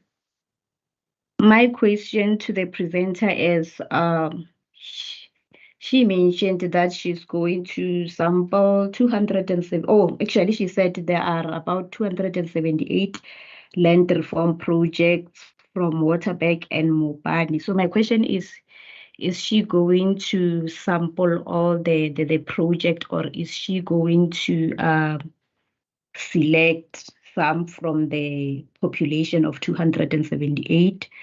And she mentioned that she's going to use a multi-stage stratified random sampling. May she educate us or elaborate on this one? She also mentioned that she's going to use the interview. So my question is, who is she going to interview and what are the questions? Thank you.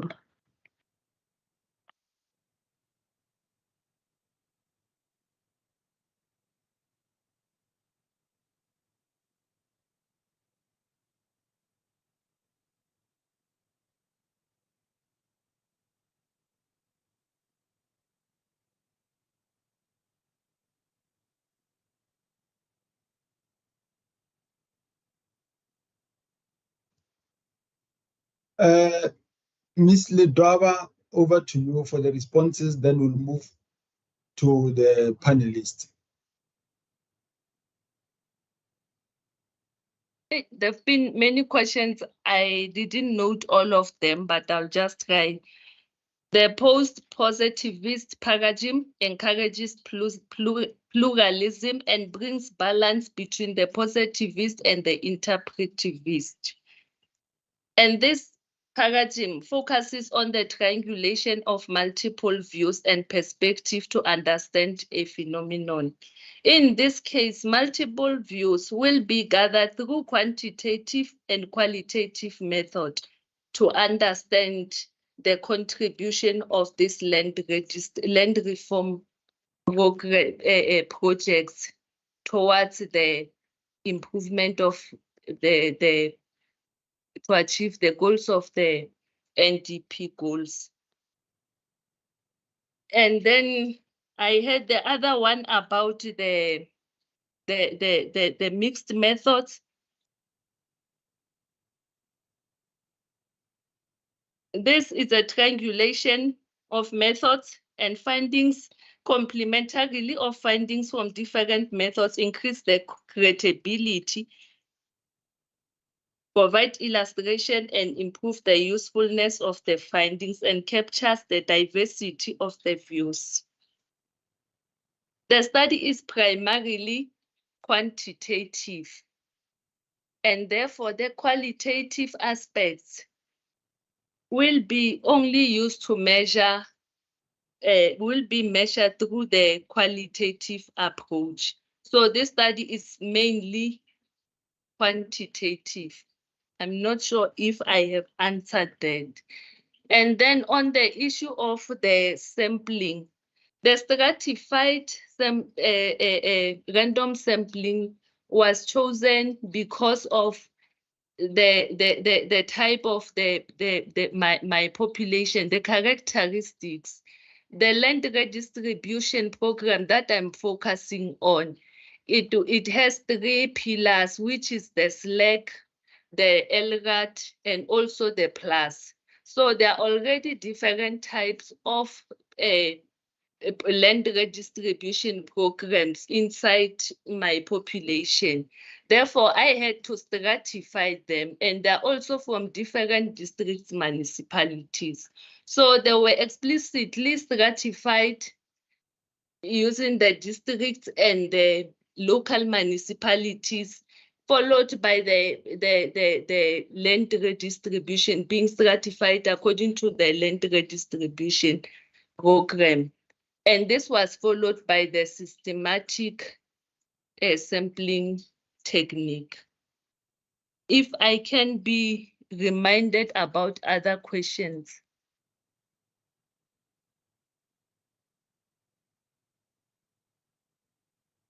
Oh, the other question was, you mentioned you're going to use the interview. So the question was like, who are you going to interview and which question are you going to use? Thank you.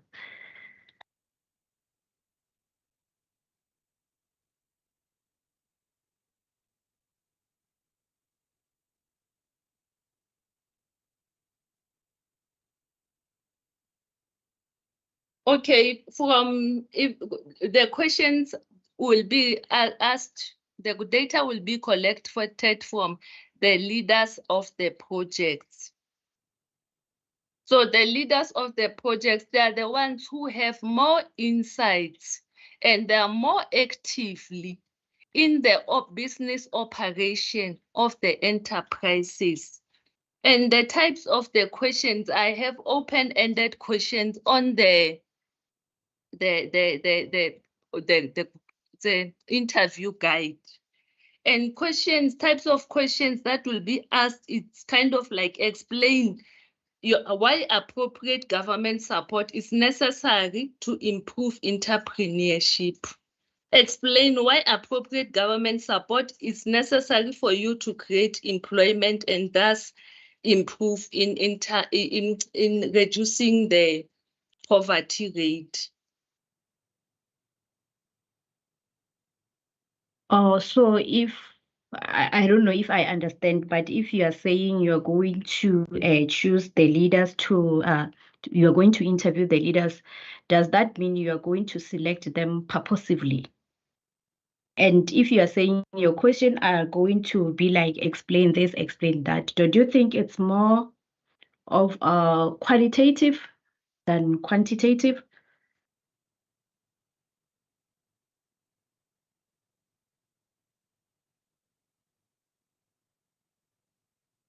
The Thank quality. you.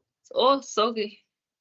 Okay, thank you so much. I wanted to say, Ms. Philippine Ledoba, perhaps you could note that and look into that. Thank you so much, Ms. Mutapo, for that insightful feedback.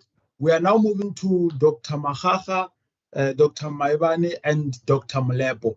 Thank you so much. We'll start with Dr. Makgakga and in that. Chair, Dr. Magopondelo, hand was up. Maybe if you can just also give her a chance to give me feedback. So much. Let me start with Dr. Magopondelo, and my apologies for that, colleagues. Thank Over to you, you. colleague. Thank you again. I just wanted to say something in relation to the slide that was presented on research methodology, and I would request the presenter to share that slide on research methodology.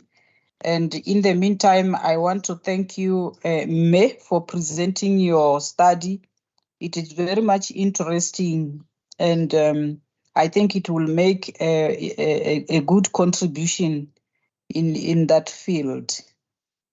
While she's maybe trying to present or to show that slide, I number one that I wanted to ask the presenter is that I did not see any information, unless if I missed it, on the rationale of the study.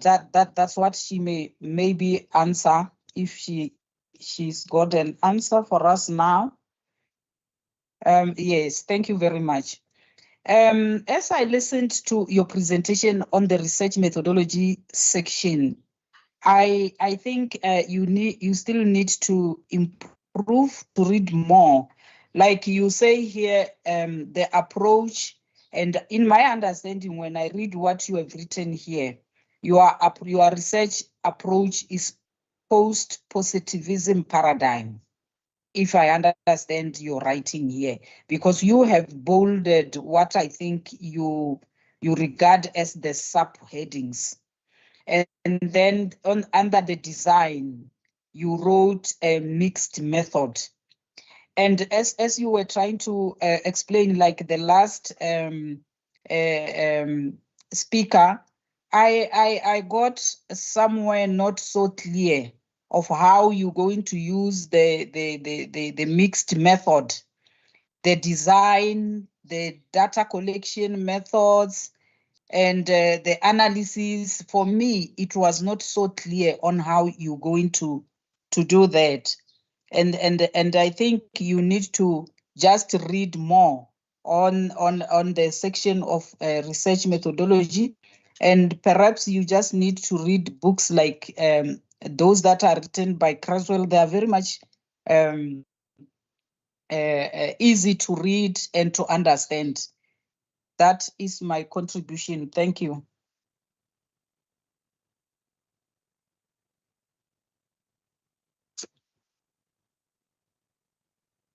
Over to you, Dr. Makgakga.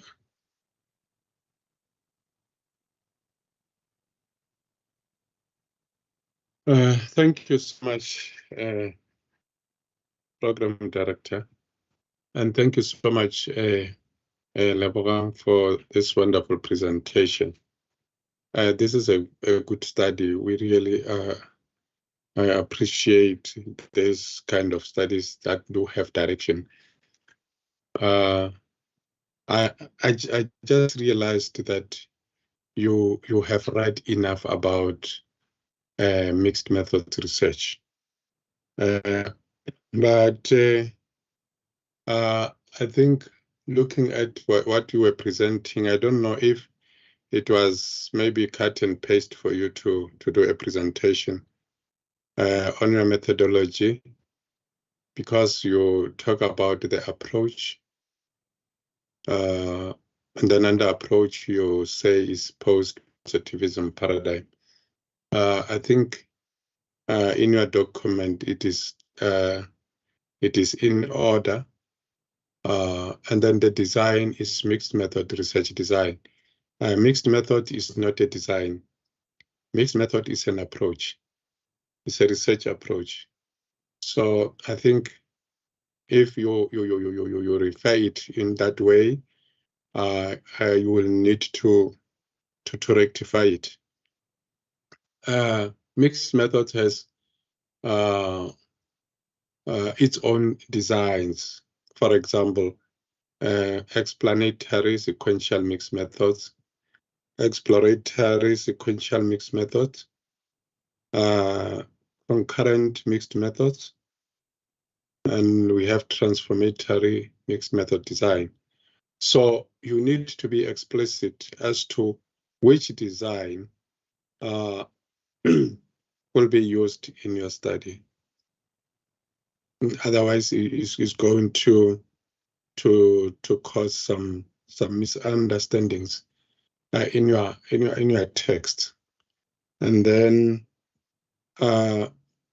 also will need to request you to be more explicit on methodological approach, because methodological approach carries more weight in research. And once you, I listen to presenters when they do talk about the theoretical frameworks. They do give reasons, yes, but there is no methodological approach. How do we see these theories in your study? How do we see it? And the methodological approach assists the researcher to be more explicit as to how this theory or these theories are used in the study. Because a theory should breathe throughout in the study. And if we don't see this methodological approach, you will find at some point that the theoretical framework is just standing there, but it is not clear as to what role is it playing in the study. And this gives you an opportunity to always knowing how do you play around with your theories when you go and finish towards finishing the study, or even not towards finishing it, but throughout the study. So I think I talk about this most of the time, that I think maybe with some students who will have to have maybe a mini workshop just to discuss methodological approach, because at some point we once have a thorough discussion with methodological norms, so that maybe when you talk about methodological approach, some may not have a clue as to what is it that we are talking about, so that when we do our writings, that should come out, so that you'll be able to defend the study, that this is the framework of my methodological approach. This is how I'm going to use this approach. How am I going to see the data in my study? How will I clean the data? Because this is helping you to go and see into the data. Because when you talk about the theory, we are talking about the lens. Because this is the lens that you are using, and how do you use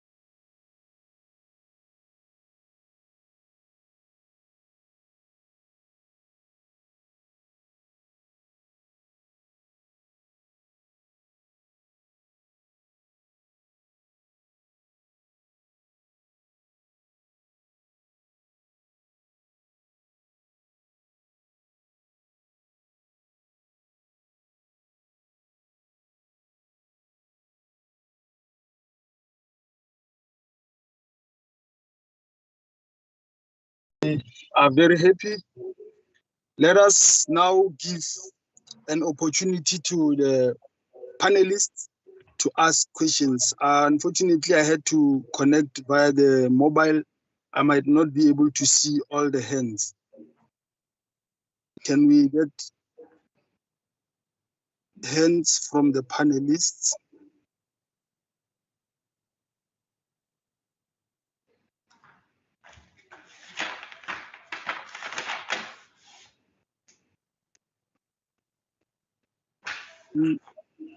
We have a hand from Me Mahabu. Perhaps let's start with Mahabu and then we'll move the other way around.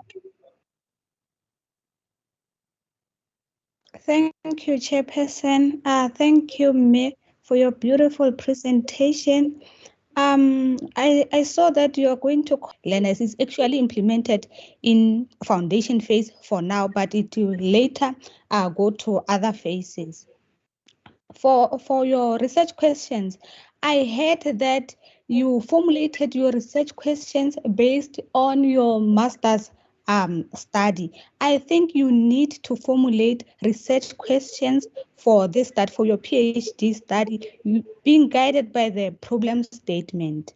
And you also need to formulate sub-questions from your main research questions and have an aim next to your research questions. You are not supposed, or it is advisable not to include the aim at the end of your study when you're reporting about your findings. And I'm not sure if you have already conducted this study yet or not, because you were mentioning some findings. Yeah, that's all from me. Thank you.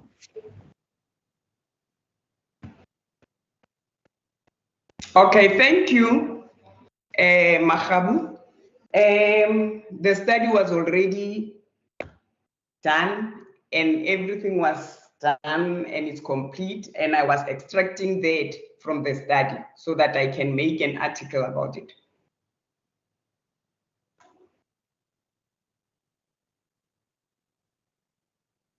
The study was already conducted. Thank you.